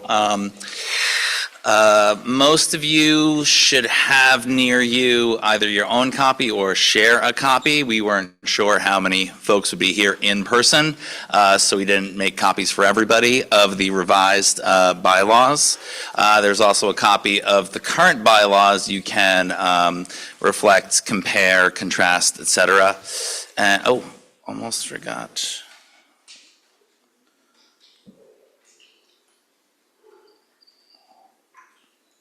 Got it. Anyway, sorry. So yes, like Anatole mentioned, there was a lot of work involved by myself. Also, big thank you to Sheila, who I would not have been able to get through this without.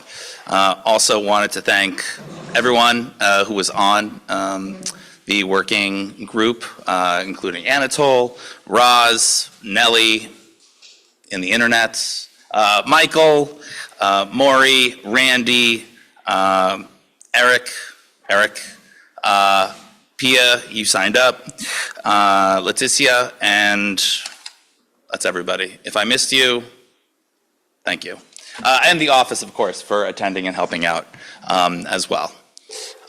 So we made some big changes, some cosmetic changes. We added a preamble, basically to kind of summarize the overall spirit of what we're trying to achieve in this kind of larger body of work. And I'm not necessarily going to walk folks through it, but the main highlights and talking points were kind of strengthening language around member attendance. So if attendance is a little casual, this is a high demand volunteer gig. So friendly reminder to put some extra details on that. And really fleshed out language that was a little too vague overall. We talked about public members, added some language around them, formalizing the calendar schedule for public members. So makes sense, executive committee is January to December. Your term is March to April, and public members are September through August. So we generally kind of like the US Senate have like a rotating schedule of roles and members throughout to kind of keep it a living body. And what else?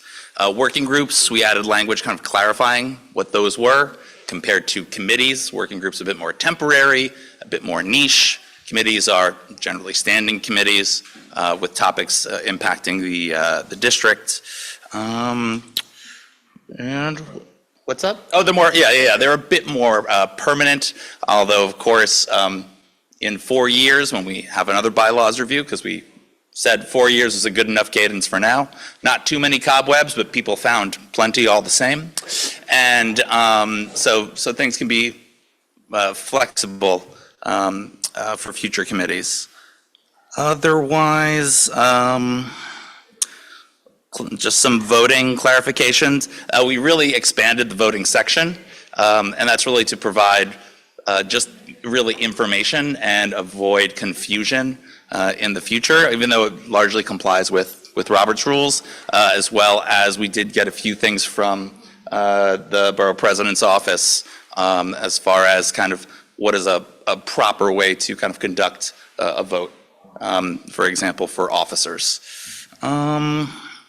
Added some language around the treasurer to kind of clarify and put some teeth on that role, as we've just seen a demonstration of. Oh, and the last page, that's a new addition. That's a totally new addition.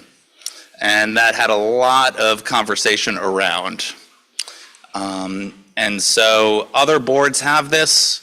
I think in particular Manhattan already has it. We largely borrowed some of their language. We did put some teeth on it to, or not, excuse me, we didn't put some teeth on it. We set a moderate bar to avoid kind of flippant disagreements and made sure they were kind of concrete and had consensus, made sure they were time-bound. So if a group of folks really is not down for a board's overall decision, they have some time to make that known and kind of amend it to the overall board's statement. And so I can drone on, as you know, but I think I'd rather hear questions from the group if things are kind of unclear or items to be kind of discussed publicly, of course. If I may ask the first question, when are we expected to vote on the new bylaws? Yes. The revised bylaws? Yeah, so in accordance with our current bylaws, any changes would need a 30-day notice. That's why we sent out this draft a week or, a few days ago. And then by the March meeting, we will ideally vote. And the idea for that is the new class starts in April with a brand new set of bylaws to avoid, the standard level of confusion of joining a community board. So, yes. thank you, Patrick. Yes, I think please. this is great. I just have one comment on the section on public members. Yeah. Because I don't see anywhere that specifically states my understanding that public members do not vote with the full board on full board votes, and that doesn't seem to be explained here or in the section on voting. So I just suggest that it be made explicit, that they only vote with the committee. I believe that is with number 7 in Article 6, point number 7, where public members can debate and vote in all matters before their appointed committee. I guess their appointed committee only, perhaps? That's right, but not the full board. Yeah, I mean, okay. somewhere, if I were looking at this as a prospective public member, it might not hit me. Yes. And you know what? Before we go any further, that is a great detail, but this is currently and will continue to be an imperfect document. So with your questions and feedback, that's a great question. I think we're going to add that, but just be mindful of, and I said this to the group, and they heard this plenty of times, not to boil the ocean as we endeavor to strengthen this document. I'm sorry. Hands, where were Danielle? Oh, and Sheila, I know you're online. Can you help with any digital hands that are raised? Because I can't see anybody. You got it. I'm also making notes, which I'll share later. Cool. Danielle? Hey, just Oh, for me, my bad. Yeah, sorry. one quick question around the minority reports, just so I understand clearly. Basically, what this is saying is if there's an issue that we have and the vote is something like 40-5, we're going to issue the board's opinion. That's going to be what the 40 voted yes on, and those 5 could band together and write a minority dissenting opinion that would be appended to the board's overall opinion and get circulated that way. So long as within 7 days of kind of announcing. That seems like a very low bar for the number of dissenters. it seems like something not very controversial could get, equal playing time for both sides of the vote, which seems unfair to me to the majority opinion. So something to consider is should we raise the bar? I'm sure you talked a lot about it. We did talk about it a bunch, and some boards have the language being kind of deliberately vague. And I mean, this is a new introduction, and we will kind of see how fruitful it is, how well it's applied, or how not relevant it is, and everything in between. So, yes. Yeah, Corey. Super quick. So you said you borrowed some of the language from some Manhattan community boards. I'm curious if we know, roughly how often those community boards issue a minority report, so we have an idea of like kind of what we could maybe expect. We can reach out, perhaps. We did not do that research, and kind of the way they operate can be different from how we operate. So we just wanted to provide some framework so that we had something to build off of, and then we kind of organically find our rhythm as well. But we can look into that. So my question, I think you know what it is because we've talked about it, is voting for officers. It bothers me because I don't think it's democratic that we vote for the slate. Even if you were voting in your normal election and there's no competitor, you have the right as a voter to write someone in or to abstain or not vote. So I wish that we would just make that, because to me it's undemocratic. And I've thought about just not voting because I have to vote for a whole slate, even though I would vote for the slate. It just seems to me, for something so important, we should have the opportunity to vote individually, and that should be covered in the bylaws. So, So in our last, in December, sorry, it's me. In December, we were running, there was a group of candidates running, and there was no opposition. So I voted against it to vote as a slate. But I believe that is undemocratic, because as a voter in any situation, from public voting to my sorority, I have the right, or anybody has the right, to not vote or write somebody in when they vote. I mean, I didn't vote well, there weren't more than one, but when I normally vote, I don't vote for the slate of candidates. I go through the ballot individually and vote. Can I jump in for a second, Patrick? I'm sorry, Sheila? May I ask a question just to clarify what you're saying? To Danielle or to me? Yeah, to Danielle. Okay, great, go ahead.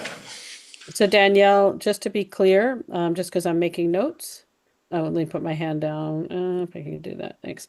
And I hear what you're saying, is the idea of, like, even if there are only one candidate for each office, you could choose to vote yes, yes, yes, no, even though there's no other candidate. Is that why you're? Yeah, I mean, it's sort of, I'm not saying I would do this, but it sort of dampers my choice. Right. Right. Okay, thank you. I just wanted to make sure it was clear. Thank you, Patrick.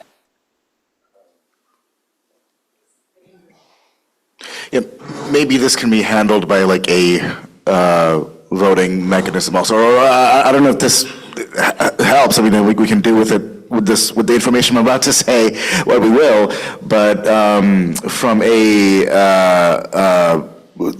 vote for officers, for example, that still has to be recorded, right? Like, we have to record who voted how. Although I think that was primarily for challenged offices, right? Yes. But competitive. Right. Yes. But maybe, I learned recently that it doesn't matter like whether how you capture how people voted, as long as you have a method for that. So, maybe we could just, I don't know, like do a Google form or something similar, even if no one's, like either you select all or select one, and, up to you. Yeah.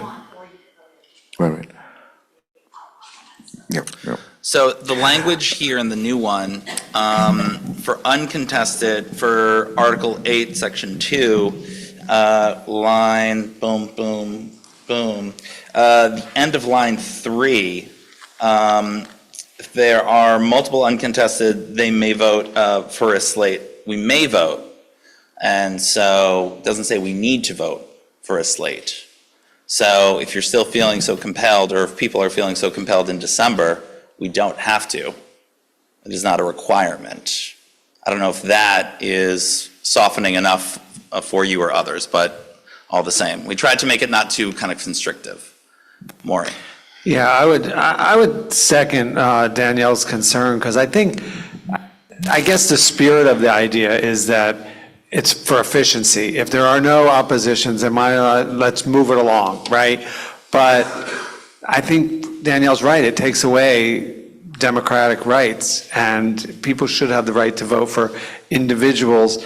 And we should, nobody ever said democracy is efficient, right? It's probably the most inefficient form of government, but it's open and free. So I think it gives us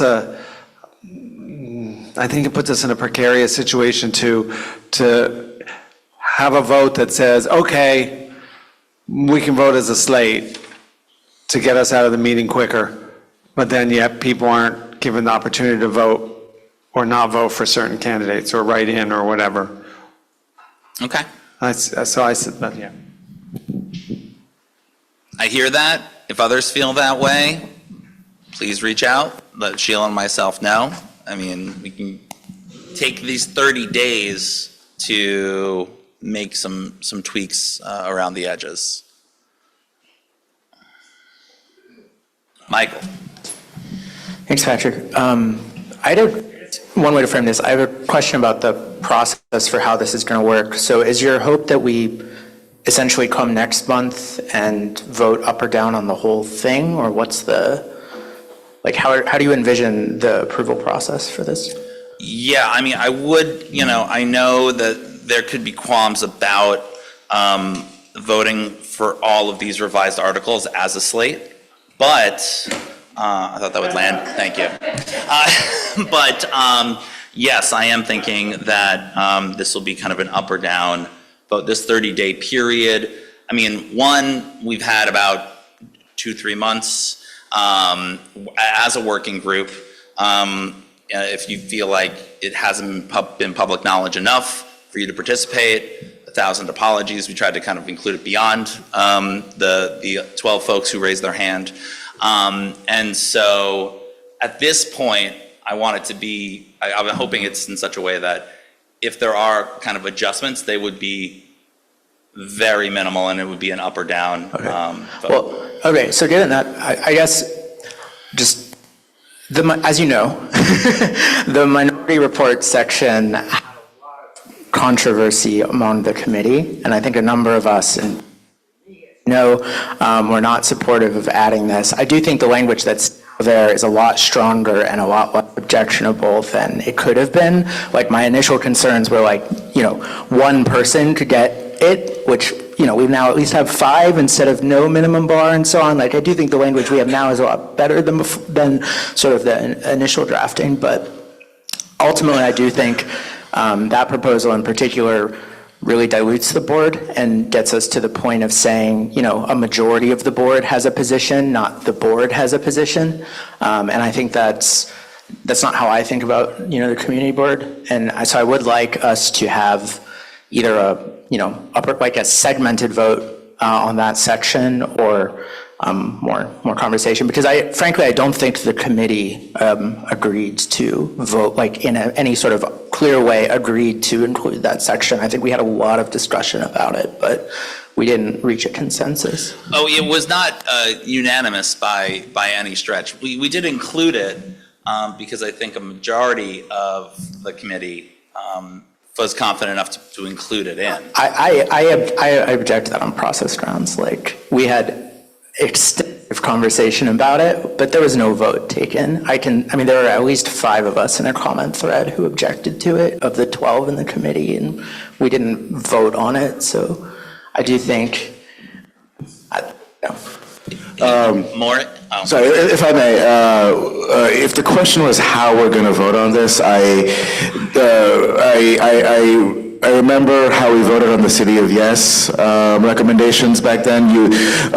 The Land Use Committee presented like 7 points of 7 points for the full board to consider, right? Because you kind of agreed on the rest of it. So I think that would be the best way to present it, like what could be the most controversial bits, or whichever bits had the most discussion during the committee. I'd also say, I'd question controversial being the word. But whatever didn't seem unanimous in the working group proceedings, like those are the ones you pull out and present to the full board, and that's what we discuss. John, you got a question, right? Sorry, I missed you. sorry. Thank you, Patrick. Thanks for this. Sorry, John, I do have the timer going, so. Great. Sounds good. So thank you, Patrick. Thanks to everyone in this committee. Real quick on the questions about the minority report. So obviously a minority is below 50%. So 48% of the board writes a minority report. Are we going to note that? Or like how many people are signing off to this minority report? Or how's that going to work in terms of that? Are we going, since now there's this majority-minority dynamic, are we going to note how many % of the board is within that minority, or is that just irrelevant? I think that language is deliberately vague and not there, up to the discretion of the authors. Another 5 minutes. It's already been that long. Oh, I thought it was 30. Okay. I'm sorry, Maury, please, you have the mic. Yeah, no, I was just waiting to be recognized. Yeah, I understand. So Maury, you are Thank you, sir. recognized. So first of all, I don't think, and I trust my fellow board members, that I don't think that a minority report or dissenting report is going to be used very much. I don't think it will happen very often. Maybe I'm naive. And I think that in the rare instances that it is, it's probably on very controversial issues that, and obviously there is a precedent for it. So I hope we'll be able to trust our fellow board members. A notion on, or a point of information to kind of revisit kind of how we vote on things. Typically, there's somebody introduces a motion like to approve the minutes or to approve this specific amendment to the bylaws, and then somebody seconds it, and then we open discussion unless somebody moves to table it before we have discussion.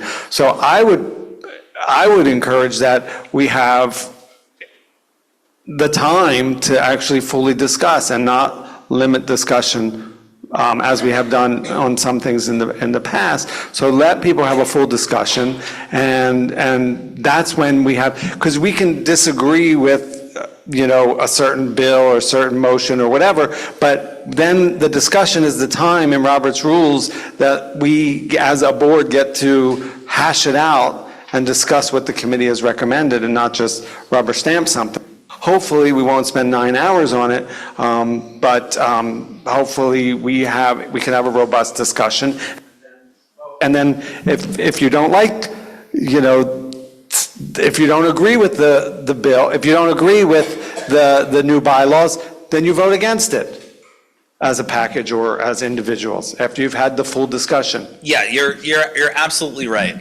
And, we're taking this time now. We shared it, I forget when it went out, either last week or earlier this week.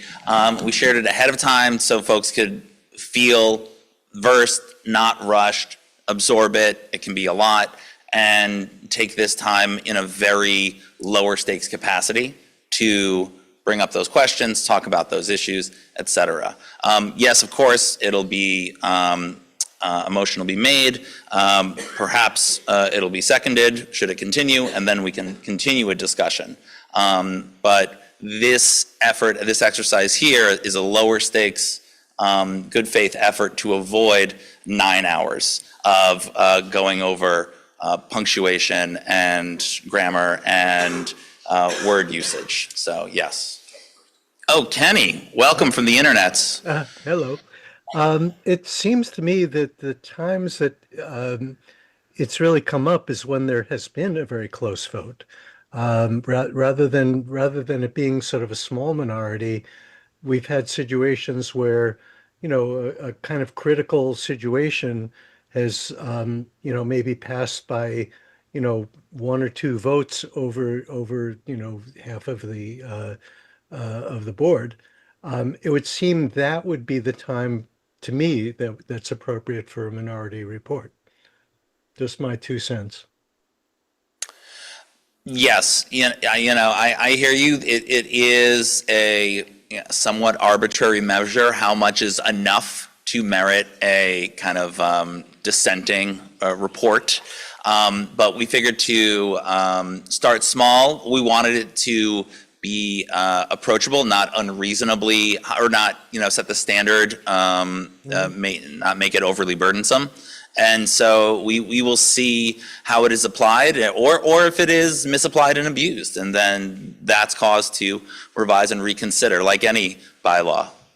Fair enough. Was that for Pramit or Corey? Pramit?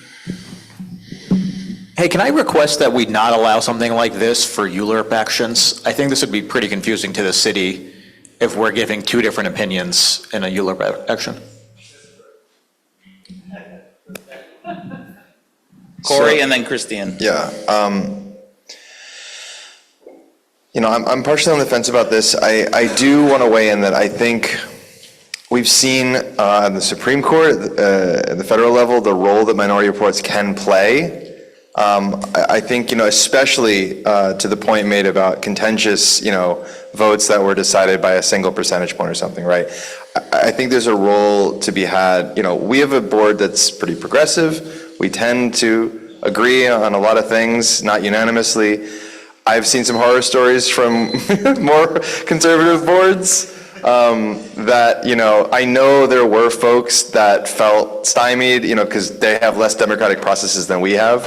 So maybe we're modeling good behavior by showing other boards that we provide an outlet, Maybe the threshold needs to be higher than 5, right? I don't know what the threshold needs to be. That's why I was asking, how often do these things come out with the boards that happen? But I'm leaning towards there is a role to play in terms of just, giving a voice for a contentious vote for the minority, right? Christine?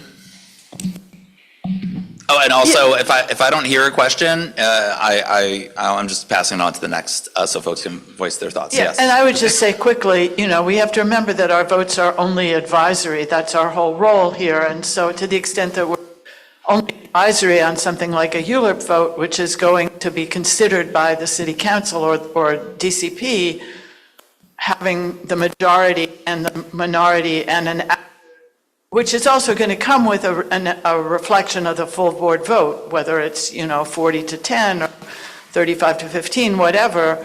I think that gives the body that's actually making the decision a more accurate picture of what the sentiment was coming from the community, which is the point of the vote. Fair. And I'll just say, I'm sorry. The difference is, if we look at minutes or things like that on votes, you get the actual vote. You understand just the vote. You don't get the context. And that's what the minority report adds that you don't necessarily get. Fair. Oh, yeah. Carisha. I know we're trying to move on. I don't have a super clear opinion about all of this, but I appreciate this discussion. I will also say, though, that when our advisory opinion goes up to the city level, they're not going to be necessarily looking at the gray. They just usually typically see, did they say yes or did they say no? So I wouldn't also want that to work. I don't know if it would work against us somehow, but I just wanted to put that forward. If that's really worth all of the gray area effort, if it will slow down processes when it gets to higher levels of government, so. I mean, that, in many ways, that is kind of the balance of. Because this is what we did when we were always discussing, do we vote yes and, or do we vote no unless? Like, it's like kind of in the same world. We can only control ourselves and what we do here. We can't control the actions or thoughts of others with what they do with our information. Joe Sheila, yes. Yeah, hey, thanks. One of the things when this was brought to the committee, and we had a lot of discussion, I really appreciate, Corey, what you said, because I said something similar about having been on the board a long time and how, 10, 12, 14 years ago, we couldn't get a bike lane passed, and it would have been nice to have a minority report so that language like that or some of the dissent would have been included in some of the arguments. And there were a number of things like that. And so being a more progressive board now, I don't think I think it strengthens us to make room for all the opinions, so that even though electeds won't necessarily look at the gray, it's out there. And so it informs something in the future. Are there any other thoughts, questions, burning uncertainties that we can clarify in the last 2 minutes? Please reach out to me and Sheila. I've taken notes, she has taken notes, and we'll come back with a fuller, is that a question? Addendum. That, please use the next 30 days to go through this, specifically so we can avoid, 9 hours worth of discussion on the minority report, because that's what it's coming down to. But yeah, and of course we can have more discussion in March, but also another round of applause for all you, because it took 4 years ago, this process took almost a year, and this time you're getting it done in almost 3 months, in just about 3 months, so efficiently too, so thank you so much. I'm going to take issue with that, Anatole. It was a year and a half, but we were also rewriting something that hadn't been done in like 20 years. Yeah. This was done 4 years ago. Yeah, absolutely. Absolutely. All right, thank you.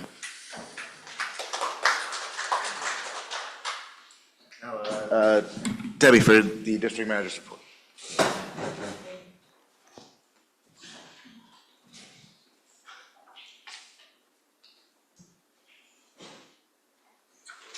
Thank you. Got it. Good evening. Good job, everybody. So just to give you a quick update, Parks has announced that over 3,000 trees will be planted in Queens this spring through their comprehensive neighborhood tree planting program. They are going to be working in our community. Parks will be targeting the following areas: Long Island City, West Maspeth, Sunnyside, and the exact locations on where they're going to be planting can be viewed on the Tree Work Hub under Parks. We had about 22 original complaints, many over and over and over and over. As we all know, the snow and the shoveling and the illegal dumping and trash not being picked up and the snow piles, that was our heaviest complaints from the community at large. So not just the board members, but everybody in the community. Our next top complaints were DOTs. Potholes are popping up from the snow and the ice and the snow melts. So if you see one, call it in, give us the 311, because potholes are going to impede bicycles and cars, and I've seen them, 1 or 2 in a bicycle lane that we kind of called in. And PD, of course, the illegally parked on the sidewalks and double parking continues to be dreaded in this community, so we are on top of it. And you'll soon see the cabinet report come out. So in addition, I'm speaking today not only for myself, but for anyone who is being unjustly harassed, just to set a precedent. I have been the district manager of board for 18 years and has served it with dignity, integrity, knowledge, and professionalism. The sudden, unsubstantiated depiction of my work. Debbie, we'll save this for executive session, please. This is not the appropriate forum. Excuse me. I'm entitled to the First Amendment rights. This is not the appropriate session. I am entitled to say what I would like to say. You have 2 minutes, please, thank you. To silence your district manager? I'm not saying anything negative. This is not a true depiction of my work ethic, but it does not speak volumes about how the executive committee treats people who deem dispensable for self-serving reasons.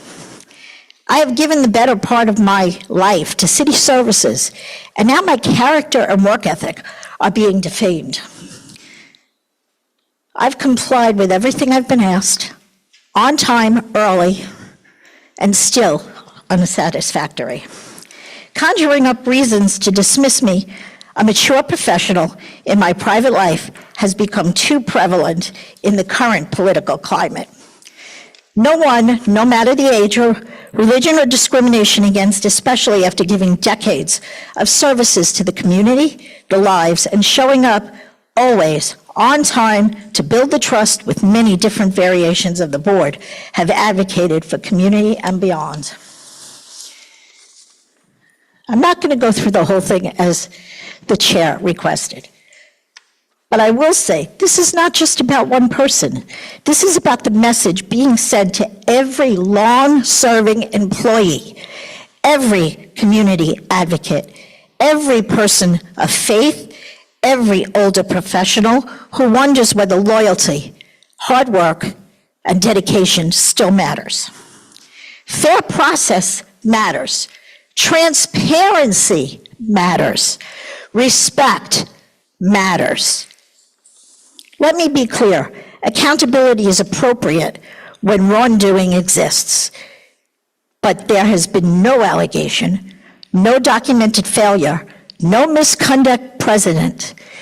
In the absence of cause, silence becomes suspect and haste becomes harmful. More than 18 years of service deserves more than a door slammed shut. It deserves truth, accountability, and respect. Anything less is not just unjust, but it will not be accepted. Thank you.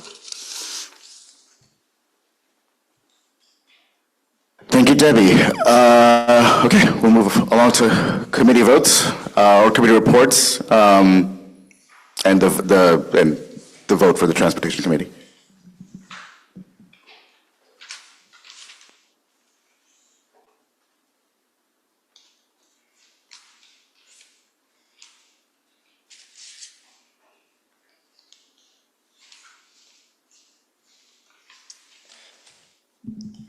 Okay. Hi, everybody. Transportation Committee had its meeting on Tuesday, 2 days ago. Gonna try to do this. I don't like. Okay. 2 days ago, we had one presentation. The only other thing to speak about is I spoke to our DOT rep about the 39th Street bus stop. They are committed, DOT and MTA are committed to building bus boarding islands along Queens Boulevard to better organize the traffic between bicycles, automobiles, pedestrians, to make safer the boarding of buses. So they are committed to moving the spot. We dug a little further, and the DOT rep said because of the utilities that exist in the current space, they cannot build a bus boarding island there. So the space they want to move it to is better. We contest that for reasons that this organization is very important, and the street crossing is very, very dangerous. With that said, we are also pushing for a much safer intersection. We all agreed on the committee that nobody should fear for their life every time they cross a street, any street in our district, and some intersections feel more dangerous than others. So this one can be more safely designed, and we'll push for that as well as pushing for keeping the bus stop in the current space. So other than that, the presentation we saw was from a local advocate who has asked us to, you may have seen in the letter, push for Sammy's Law to change the speed limit in our district from 25 miles per hour as a rule to 20 miles per hour.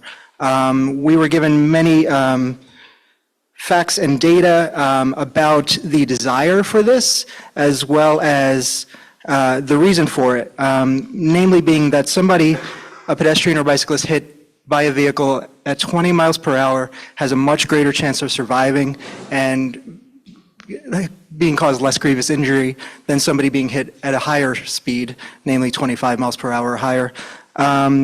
It is an exponential difference. The survival rate is 8% if you're hit by a vehicle at 20 miles per hour, whereas it goes up to 20% chance of death if you're hit at 30 miles per hour, and 46% chance of death if you're hit at 40 miles per hour. Also, when cars and trucks drive slower, they see better. We fight often for visibility. We voted for universal daylighting in the city. If drivers are going slower, they see better and they can stop before they hit anybody. It also increases the driver's reaction time and braking distance when they're driving slower. A lot of us live in areas that have a 20 mile per hour slow zone. I don't know the history of how that slow zone came to be, but I'm told that Councilmember Jimmy Van Bramer fought for it, and maybe a lot of people here did as well. But for most of Sunnyside, Sunnyside Gardens and South Sunnyside, we live in a 20 mile per hour slow zone. And, you know, we can feel whatever we want about it, but nobody has ever said it's a failure. Nobody has ever said that it's not working. Nobody has ever said, my car goes too slow, I missed my appointment. Because we take these streets street by street, and we stop a lot. So I don't think people notice when they've changed from 25 to 20 miles per hour. The committee had seen this data and discussed extensively and voted unanimously to ask for a district-wide adoption of Sammy's law to change the speed limit to 20 miles per hour from 25. There are exceptions in school zones where it's 15 miles per hour or less in some other places. But you should all have a map in front of you that shows where there's currently a 20 mile per hour speed zone. All the rest of the area that you see there is made up of neighborhoods just like Sunnyside, residential neighborhoods, where, as I said, people walk to schools, they walk to their grocery stores, they bicycle to local places, they come through our neighborhood. And none of these are really, the streets affected will be expressways, major boulevards. So anybody who needs to travel through our district to get to somewhere else, to Montauk or New Jersey, will not be affected by this law.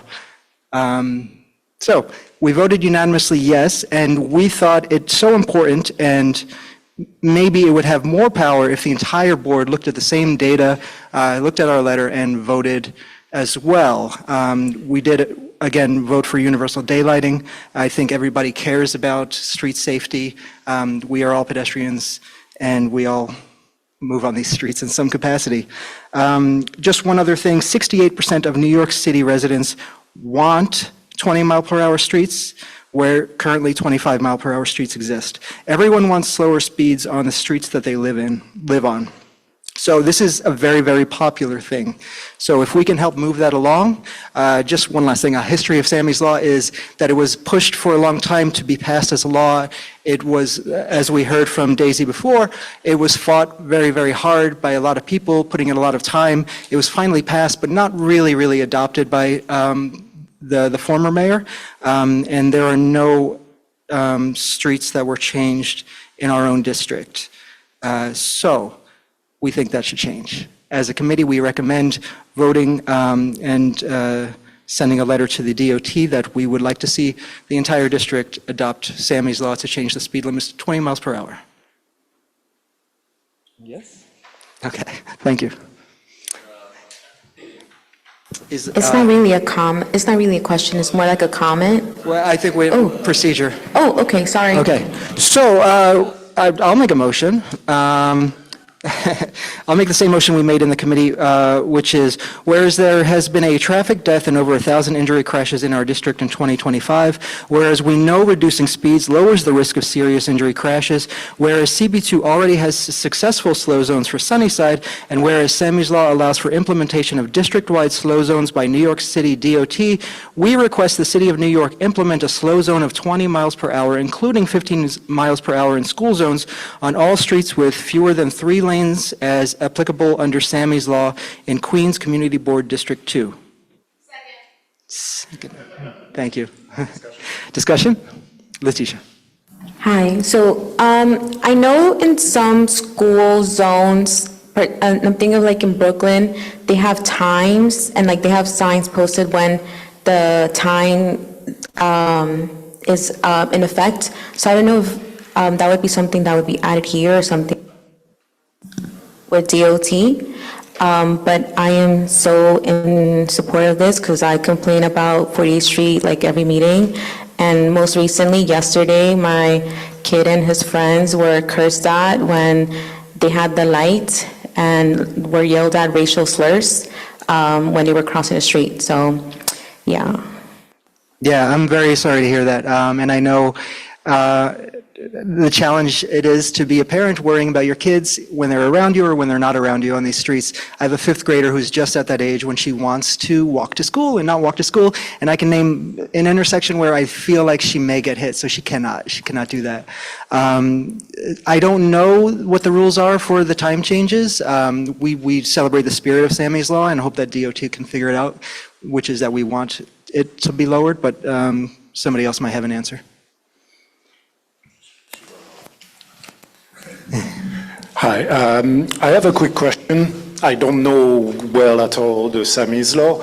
I wonder if within that law there is also a recommendation for street designs, because posted speed limit don't work that well if the street design is designed for 45 miles an hour. Yeah, I agree. And I think that people who live in those slow zones recognize that they are not 20-mile-per-hour streets, that they may be posted as such. I live on one, and drivers have a long stretch without any lights or stop signs, so they accelerate to 40 miles per hour to get to the next light. So I hope that passing the law will mean that street design can come next, that the streets can be designed for 20 miles per hour. Corey? Yeah, I can try to answer a couple of the questions. So regarding the school streets, the language in this motion is really just about reiterating what's in the letter of the law for Sammy's Law, which it just says 15 mile an hour for school streets. So the assumption here is school streets get a lowered speed limit from the citywide area speed limit because they're school streets, right? So under Sammy's Law, where the area speed limit is 20 miles an hour, school streets get a requisite additional reduction to 15 miles an hour, right? So whatever happens with the speed limit based on time of day currently is the same. My assumption is it's the same thing that would happen under Sammy's Law. It's starting from 20 instead of from 25 in terms of the reduction.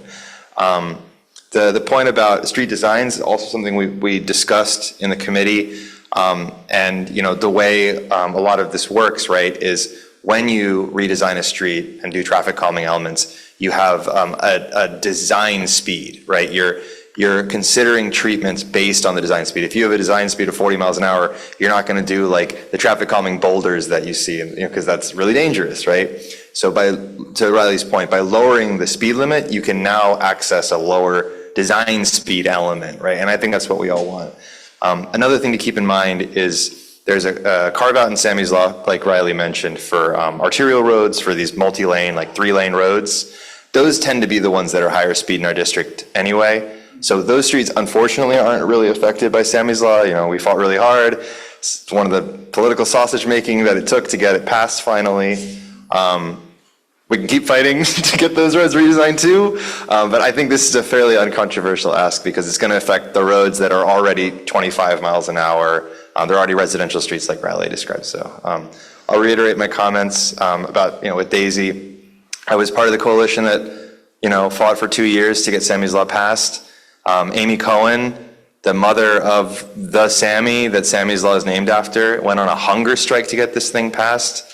And on the other side of it, the mayor at the time did absolutely nothing In fact, he even invoked Sammy's Law to reduce speeds for bicycles, potentially illegally, which really made everyone mad.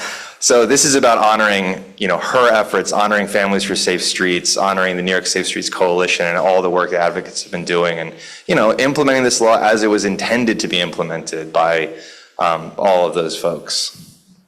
Yeah, thank you. And Sheila? Thank you. Two things I just want to bring up. When in the letter, it says 3 lanes, and then but it points to Sammy's Law. And so I just want to make sure we're clear that we mean 3 lanes in each direction the same way it is in Sammy's Law, and not just a 3-lane street, a road. Yeah, I think we were just trying to make clear that it's a 3-lane road like Queens Boulevard. Yeah. 3 Just lanes. in Sammy's Law, it's very specific. It says 3 lanes in each direction. So I just wanted to make, are we adding something, changing it, or are we saying the way it is written in Sammy's Law? Originally the language was applicable streets as named in Sammy's Law, but we wanted to clarify. Great. It some of wasn't that totally clear application. for me the way the letter was worded. That's why I'm asking. And then the other thing is, I actually don't think that there should be times where this would not apply, because at night or when it's dark and quieter, people don't see people as well. And so I actually think I'd be concerned that it shuts off. I mean, maybe the school zones, but like not the Sammy's Law part, if that makes sense. So I would advocate against Sammy's Law, people being able to speed up when it gets dark or at other times. Yeah, and what we're asking for is 20 miles per hour everywhere, except where it may be lower because it's a school zone. And Leticia was just bringing up that it was, sometimes school zones are on a time. I think that's separate from our ask, which is to lower everything. Great, thank you. I think I can clarify the time zone issue. I think if you look at the places where there are speed cameras, and sometimes they'll say, right now, the speed cameras are in effect much longer than the signs say. And for reasons that baffle me, they haven't updated those signs at all. And this is just plain 24/7, because absolutely, Sheila, you're right. I mean, the most dangerous times for pedestrians really are at night and so on. Patrick. So two questions, or one kind of a point of clarification, because Northern and 48th Northern has more than 3 lanes. So would this apply, or would this not apply to the? I'm not sure. I think, does Northern have 2 moving lanes on each side? Oh, it has to be on each side. Got it. Okay. I believe cool. so, yeah. And Queens has 3. Yes. Yes. Okay. And then the second question is, a lot of people think of kind of vehicular violence with 4-wheeled vehicles. Does this include 2-wheeled vehicles as well, or only 4-wheeled? I'll say that if anybody can get above 20 miles per hour on a traditional bike, bless them. E-bikes are limited to 20. Corey, do you have an answer? Yeah, I think traffic is pretty mode agnostic, right? It's about speed. A motorcycle can be deadly if it collides with a pedestrian, right? Just like a car can be, although cars are more massive, so it's even more serious. But that's what this is about, right? It's about making sure everyone is traveling at speeds where a crash is survivable. Because we're assuming, this is a neighborhood of people, of kids, of pets, and people act irrationally, they make mistakes, kids dart, pets dart. We want an environment that can absorb people being people, right? And that we can have a humane environment where it's not gonna cost you your life because your kid got excited, right? Yeah, and then the e-bike limit is what now? Is it? Well, the legal e-bike limit is 20 miles an hour, but there's unregulated e-motos and mopeds and stuff. So, to your point about 2 wheels, right? There's lots of 2-wheel vehicles, right? And what we want is everyone just to be nice and slow. Yeah, and then, this is one tool in a toolbox of ways to slow down traffic, and that's the goal, slowing down traffic. A lot of time, we're young in this city. The streets were made less than 100 years ago for cars, and I think they've figured out that they made them too fast. And cars have changed. Cars have gotten too fast. They accelerate much faster than they used to. They go really fast. They take tight corners. They're not the Model Ts. So the city needs to change and adapt to the current cars. If you ever see somebody go over a speed bump, they get right back up to speed right after going over it. I'll said one brief addendum is, Corey. thank you. When the speed of traffic is 20 miles an hour or below, a lot more people feel comfortable biking in that traffic, right? And so then you don't necessarily need a protected bike lane on every single street in the district to get people to ride. And when more people feel comfortable riding bikes, that's fewer cars on our road, which actually helps with the congestion, right? So it's all really connected here, but it starts with setting that maximum speed. Great, thank you, Russ. I think it's technicality perhaps, but well, not a technicality. There's a serious problem of certain types of, you mentioned e-motors and so on, but there is a class 3 bike, which is at the moment still legal in the city of New York, and they do go faster. 28 miles an hour. What? 28 miles an hour. Well, they go faster than that, we know darn well, but in any event, and there are ways to address that. Transportation Alternatives is supporting a phase-out that Councilmember Hudson has proposed, where it would be illegal to sell these. You don't want to stop the people that are riding them and so on. That creates a lot of other problems. But if you can stop them from being sold and circulated, then pretty soon they will not be so much of a problem. All the other ones, like the mopeds, they're supposed to have license plates. It's plain, no pedals, it's a moped, it's not a bike. And I'll add, just like a car, it's possible to not operate an e-moto or an e-bike at its maximum speed, right? Everyone's capable of slowing down. Yeah. But I think we should look, I won't second what you were really finishing off with. It's one tool in the toolbox, and in fact, it's probably not even necessarily the best tool, but it's an important tool, and it's a statement that I hope everybody will support. Okay, call the question.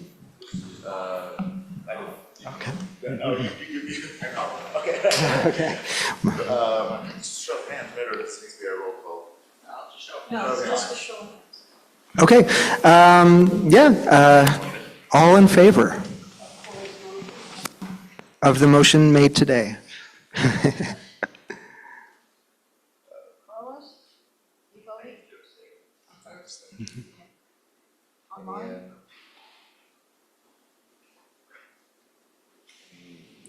Do we have to see online?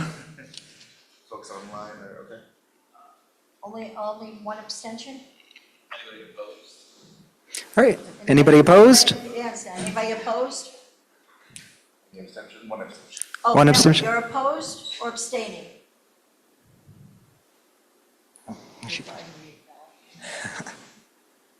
Nellie was hands up for. Oh, no, I voted in favor. Okay, great, thank you. Right, so one abstention. Okay, passes with one abstention. Thank you so much. Thank you. We'll get to this to the mayor tomorrow. Do I have to write that? Thank you. Thank you. Health and Human Services, do you want to stay there, or yeah, come on.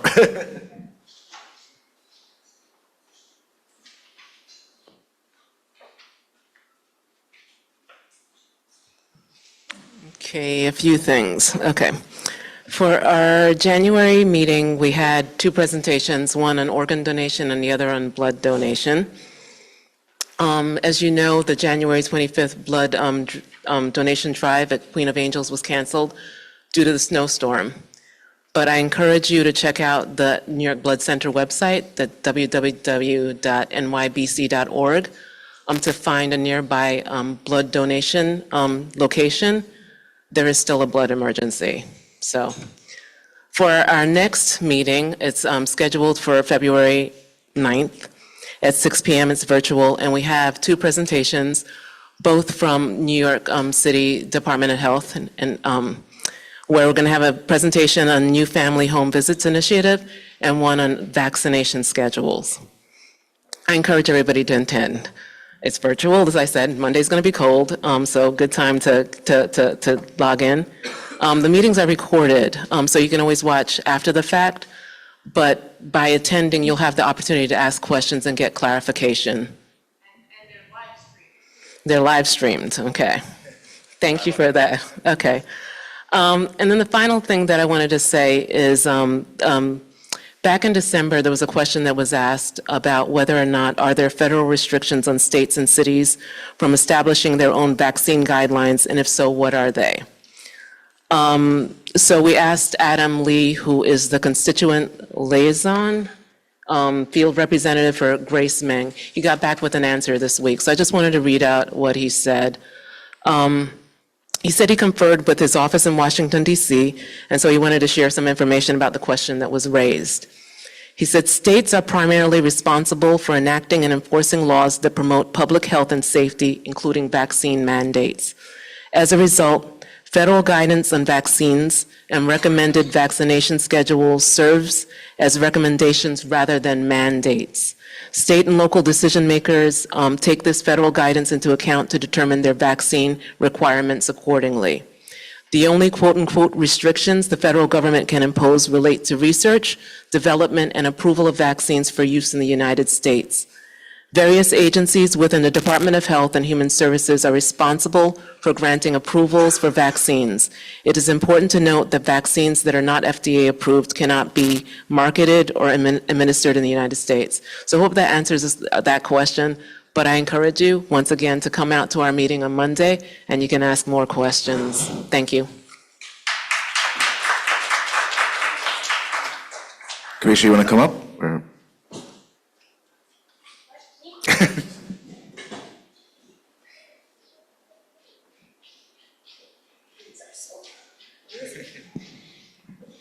Hi, everyone.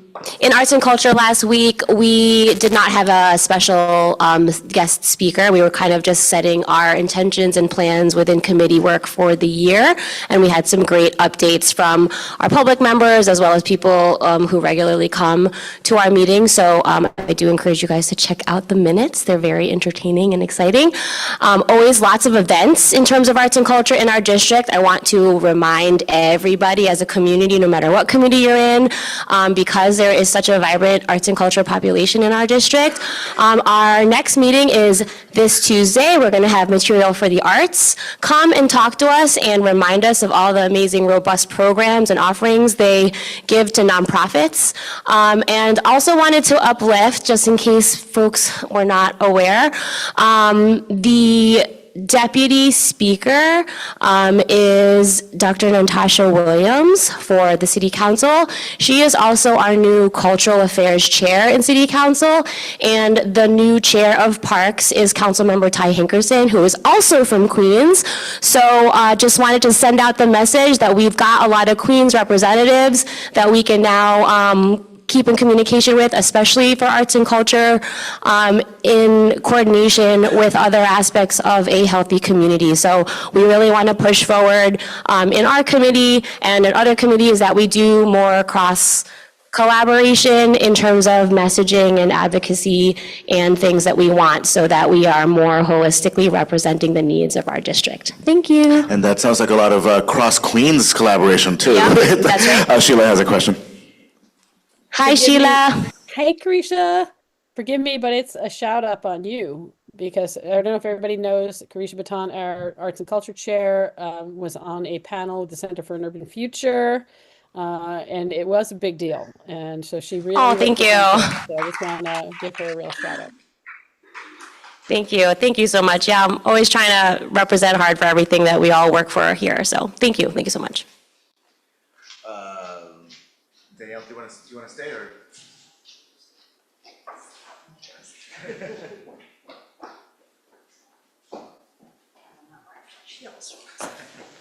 Okay, so I just want to preface what I'm about to say with the meeting was nearly a month ago, pre-snowstorm, pre-freezing, and pre a second murder in Minneapolis. So the captain of the precinct of the 108, Captain Armani, came and talked with us at the beginning, or actually in the middle of the meeting, and we talked about some topics I want to cover here. First and foremost, we talked about cars and tires on the sidewalk impeding everything, and the captain did tell us that they actually actively take action to stop this. So what they do is they try, because they don't want to hurt anybody's business, they try to have conversations with the people who do this so that they'll move them in a reasonable time. And if after several conversations that doesn't happen, they will actually take a police action to tow the cars and get the cars off the sidewalk. The tires, they were less aware of. They thought it was more of an issue in Astoria than in our area, but apparently it is an issue here, and they are also in active conversation about getting tires off of the sidewalk as well. So in the specific location that I don't remember the address, but in Woodside, around 52nd Street, they were supposed to take an action the Friday after our meeting, so this was a month ago, if the owner didn't get the cars off the sidewalk, like in an appropriate amount of time. So I don't know what happened because the meeting was a month ago, but they are actively doing it. The other thing that they said is that you should absolutely call 311, even though you might feel like they're not listening. The precinct does get the relevant calls within like an hour time, and they will act on them as soon as they can, depending on what else is going on in the precinct. So you should definitely continue to call 311 with these issues. If it is a crime, a criminal issue, you should call 911. And I would also, for board members, I would suggest you or anybody write down the number you get from 311 and email it to the board office so we can follow up. Okay, we also talked about a couple locations, nightclubs that have some noise issues. The captain informed us that they are doing active patrolling and engagement to get these locations under control. That's an ongoing situation, so we'll keep you updated. These are in Long Island City, of course. Okay, lastly, we ask about ICE and what the role of the PD, of the NYPD, is with ICE. And what has been explained to us is that the role of the NYPD is to protect New Yorkers. It is not to, first of all, the NYPD does not make the decision about who to investigate or who to prosecute and who will take the lead on that. That is at a higher level. But their job on the ground is to protect New Yorkers. So that means, to my understanding, is that if ICE is being violent or dangerous towards New Yorkers, their job is to protect us, not work with ICE.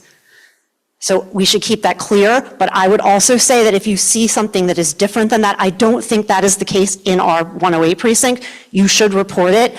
I would, again, go to 311 and 911, but actually I would say let the community board office know and we'll figure out how to deal with it. The other thing they said, that if a victim of ICE is in need of medical attention, their role is to make sure that that person gets that medical attention. Their role is not to collaborate with ICE. So I just want to be really clear, and I don't know if that exactly makes me feel safe, but that is the job. So if they are not doing it and you see them not doing it, you should say something. Okay. Lastly, our meeting is this week. It's on Wednesday. It's February 11th at 6:30 p.m. The captain is not coming. We will just be talking about cannabis and liquor license and the budget. So if you'd like to join us, please do. It will actually be in person at the office. Thank you. Oh, sorry. I can't see. Yes.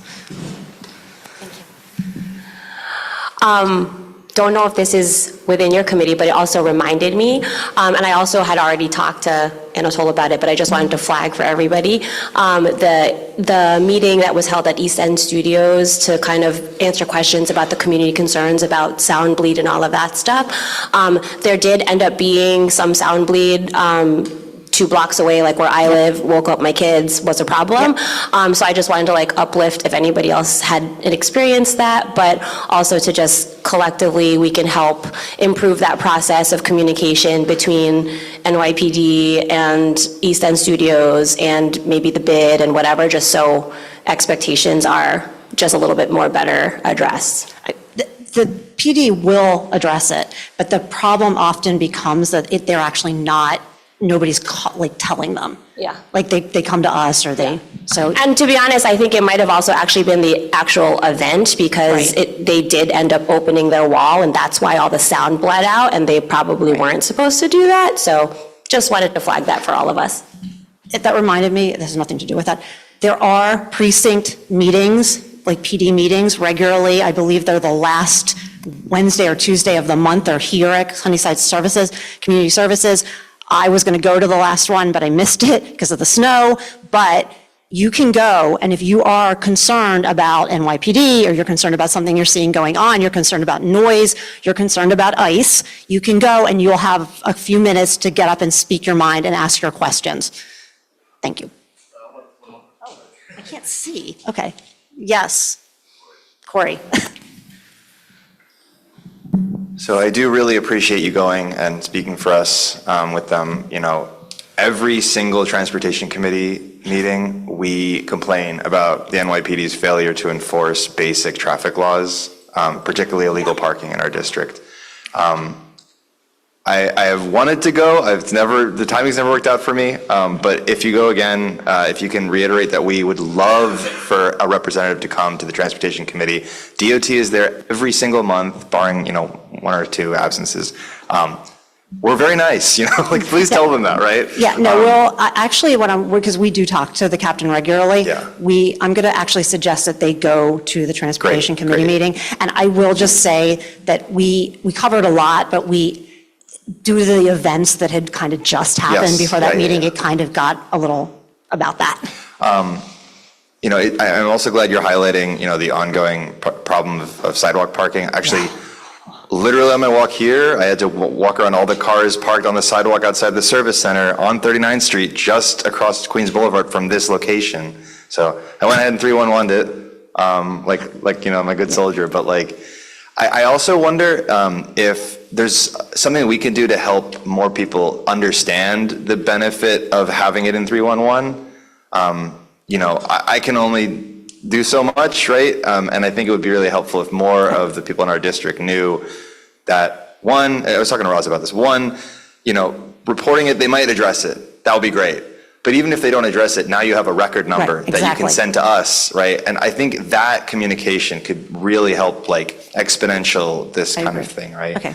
Yeah. So what I would encourage, until there's a mass comms campaign, is for all of us at our committee meetings to maybe say that to people, because I think the on sidewalk parking is it's like a New York City issue or a Queens issue. So we should all be saying it until we can figure out a way to communicate it more massively. Thanks. Thank you, Danielle. Land use, do you want to come up? Okay.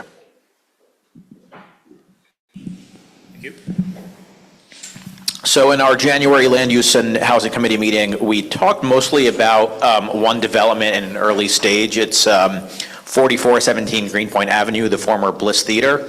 So the developer came and presented plans for a mid-rise mixed-use building there, ground floor retail, possible community space, green roofs, amenities. We discussed height, unit mix, affordability, community benefits, grocery access, streetscape, a lot of good stuff. But no decision is required at this time. The developer came well in advance of any ULURP action. So this will eventually come before the board, but this was just a sort of informational meeting. We also talked about some broader pipeline updates, including Fagala mentioned the Walk to Parks acquisitions. The ULURP clock just started on that, so we'll discuss it more in our next meeting. And then there's also an upcoming ULURP for the TD Bank property on 46th Avenue, right next to the MoMA PS1. There's going to be a proposal for a building there, so again, that's going to be something that comes to us soon. Other than those developments, we talked about our 2026 priorities. Overall, we want to shift from some more of the reactive project review work that we do to some more proactive neighborhood planning in our committee. So we were talking about things like monitoring the 1LIC commitments, some of the waterfront development parcels, infrastructure advocacy, library site housing, Sunnyside Yards, Northern Boulevard or Roosevelt Avenue study, those kinds of things. So in the treasurer's report, we also talked about the land use consultant that might be helpful. These are the kinds of things that the consultant might work with us on. Thanks, Ramit. Maury, you had a meeting.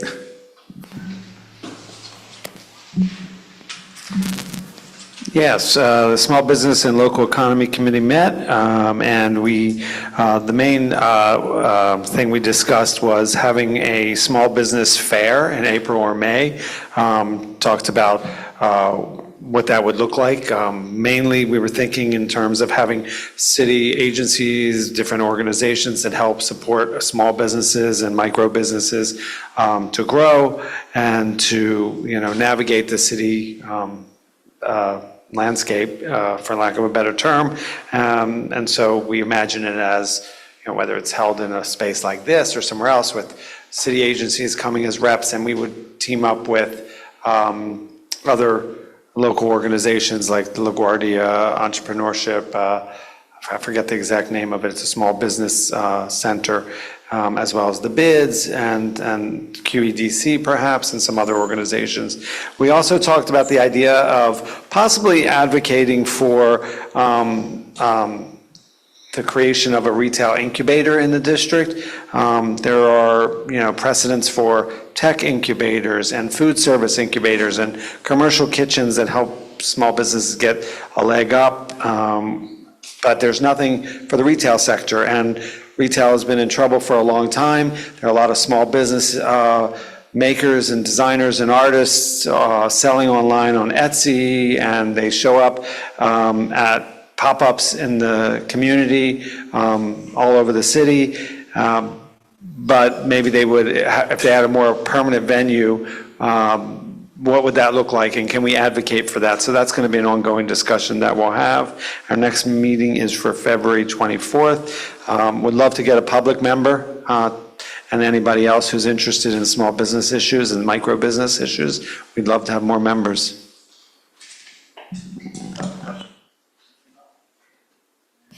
Sorry. Thank you. A retail incubator would be amazing.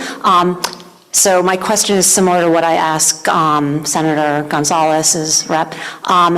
Any thought to having some education to small businesses on if their employees could be targeted by ICE? Apparently I'm the anti-ICE advocate tonight, but because I know a lot of the businesses, at least in Long Island City, do have, and there's fear, and I don't think any of these employers want to lose employees, especially in that violent way. Oh, that's a great idea. Great idea, and I'd love to bring that to the committee on February 24th. Maybe we could start the discussion, maybe get some other folks and stakeholders involved to come to that discussion. I appreciate it. Another question behind you, and also Leticia is also an advocate. You have whistles. This is super quick. One, very much appreciate constantly bringing up ICE. They are a lawless organization that cannot be trusted to obey, let alone enforce the law. Seconding the advice and the efforts to help businesses understand that they should boycott them. I've heard stories of them coming to eat at restaurants, and then after they finished their meal, arrested all of their servers, right? They are horrible, and they're not good for any community that they come to. So we should do everything we can to make it hard for them to do that. Nellie.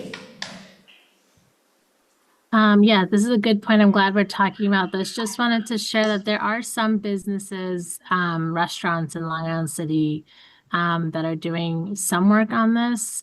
So you may want to invite some of the restaurants. I've seen like signs on the door. So there is some activity. I'm just not sure, like, where it's concentrated. Right, thanks, Nellie. Maury, if that's it, you can just pass it behind you to Well, Tanya first, and then Amaris. Hello, I have 3 updates. So first, I want to say that on January 10th, we concluded and celebrated our 4th annual successfully Code and Suck Drive. I want to thank the JPK Foundation America and Culture Lab. It is only with them providing their area for drop-off locations that we are able to continue with this initiative. I also want to give a special shout out to our board members, Dr. Ross and Warren Davis, for always being part of our code drive.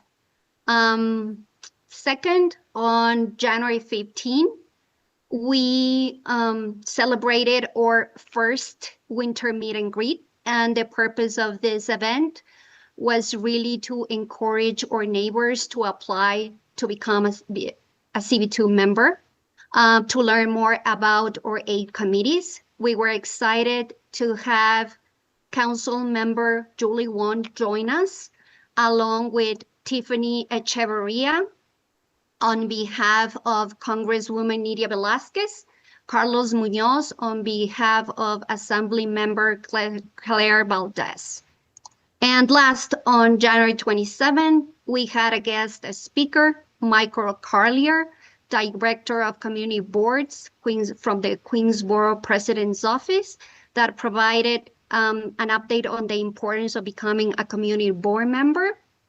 Michael shared like a Queens Community Boards overview that included the community board mandates, how the appointments work, responsibilities, district manager and staff responsibilities, how does a typical CB2 meeting is, and the deadline to apply. A lot of questions were asked, so he told us that we can always reach him to his email. I'll drop it on the chat if anyone has extra questions. And we were happy to know that there is also a 2025 Queens Community Board demographic report that includes how many applicants by district, the total number of appointments, age, gender, education attainment, housing type, and other information. We'll be sharing all of this in our newsletter, and we'll also ask our district manager to share it with everyone here. That's all. Oh, and our meeting is on February 24th at 6 p.m. That's all. Thank you. Question from Patrick. Yes, Tanya, people have asked me and I wasn't sure, will there be a CB2 contingent at the St. Pat's for All Sunday, March 1st, the best March parade in Sunnyside? Yes, thank you, Patrick, for reminding me. Yes, please get prepared because we will be marching this year, and thankfully I am better, so I will be joining you. We'll be sending that information soon. Always a great turnout. Yeah, I'll send out that form like I've done in previous years to join us.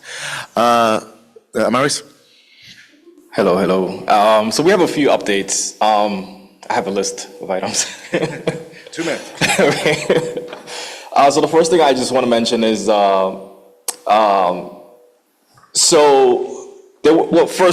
were 2 dead links on the website that we fixed, and it was to sign up to the newsletter. So thank you for the district managers for fixing that. We are waiting for OTI, so we have been asking for OTI to come to the meetings. I think that it will be beneficial for us to know what kind of resource they can provide to community boards, and see how we can work together on different projects. And just wanted to mention a few of those projects. So one of those projects was the 2026 Queens Tech and Career Expo. So I attended last week on Saturday. It was amazing. Every year it keeps getting bigger and bigger and bigger. And I just wanted to make sure that everybody is aware of it for the next year coming up. But we want to make sure that we find all the hidden talents, tech talents in the community. I feel like there's a lot of people who learn tech, but then, they often get forgotten. And I think events like this is important for them to, to understand, how much knowledge they have and what they can do with that information. Because I think a lot of times they forget about it or people don't really motivate them for it. Some of the other items we discuss is having a competition. So we're planning to have a tech competition and also a photography competition. And the goal behind that is to update the pictures on the website. So these pictures have been, the same pictures for a while. And we want to make sure that we get the community engaged. And, we're planning, we're working on it. We don't have the details just yet. But the goal is to have people in the community submit their favorite pictures. And then we're going to select the winners and then update the website to feature the picture there. All right. You have a question? I still have a little bit more. So the other thing too, I just want to mention quickly is, so my students will kill me if I don't mention this. So they're hosting a hackathon in February 28th at Queens Technical High School. And the whole point behind this hackathon is to invite students from other school districts or even our district here in general, but we're going to invite all the school district, all the parent-teacher, parent coordinator, all the principal are going to receive the email. And the whole goal behind this is to just bring students together in one area, one rooftop, and then just to let them showcase their skill set. And I think, these kind of events are important. So this event is led by the students through Skills USA, and also Sunnyside has been helping out as well. So it's a collaboration between Skills USA students and Sunnyside Community Service and the Queens Technical High School. And the goal is to get other schools involved. That's really, and other organizations involved. Make it bigger and make sure that we, again, find those hidden talents that often are forgotten and make sure that they get an opportunity to participate in that tech economy that we always talk about. And usually, they are not included. But that's it. You have a question?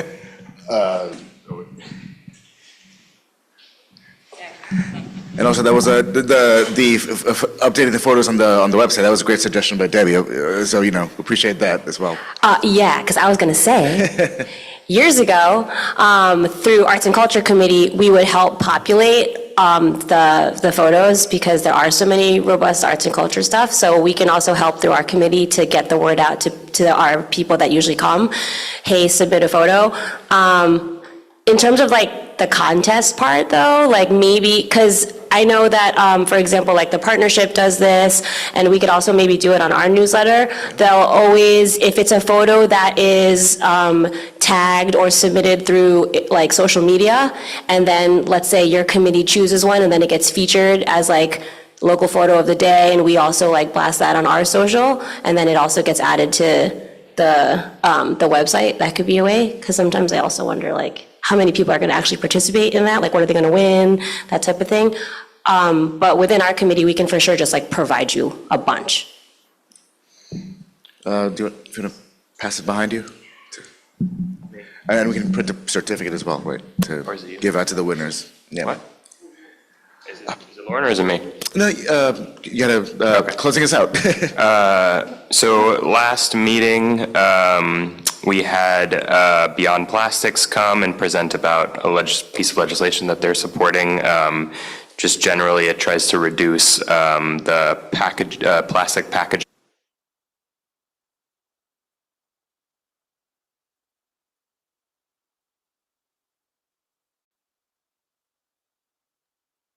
I can't hear you online.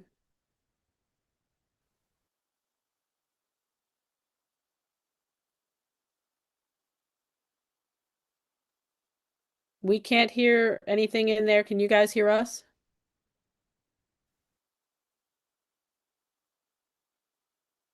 Last thing we heard was plastic packages.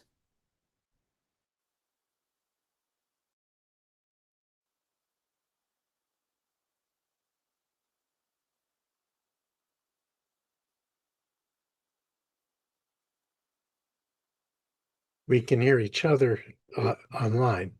Oh yes, so let's just pretend we're having a private conversation. They can hear us. There we go.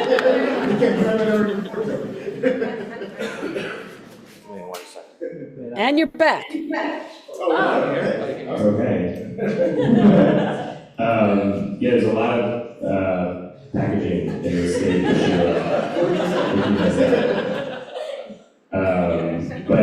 are collecting a list of environmental legislation that we want to support at the state level. I discussed that last time. We're going to put that together. I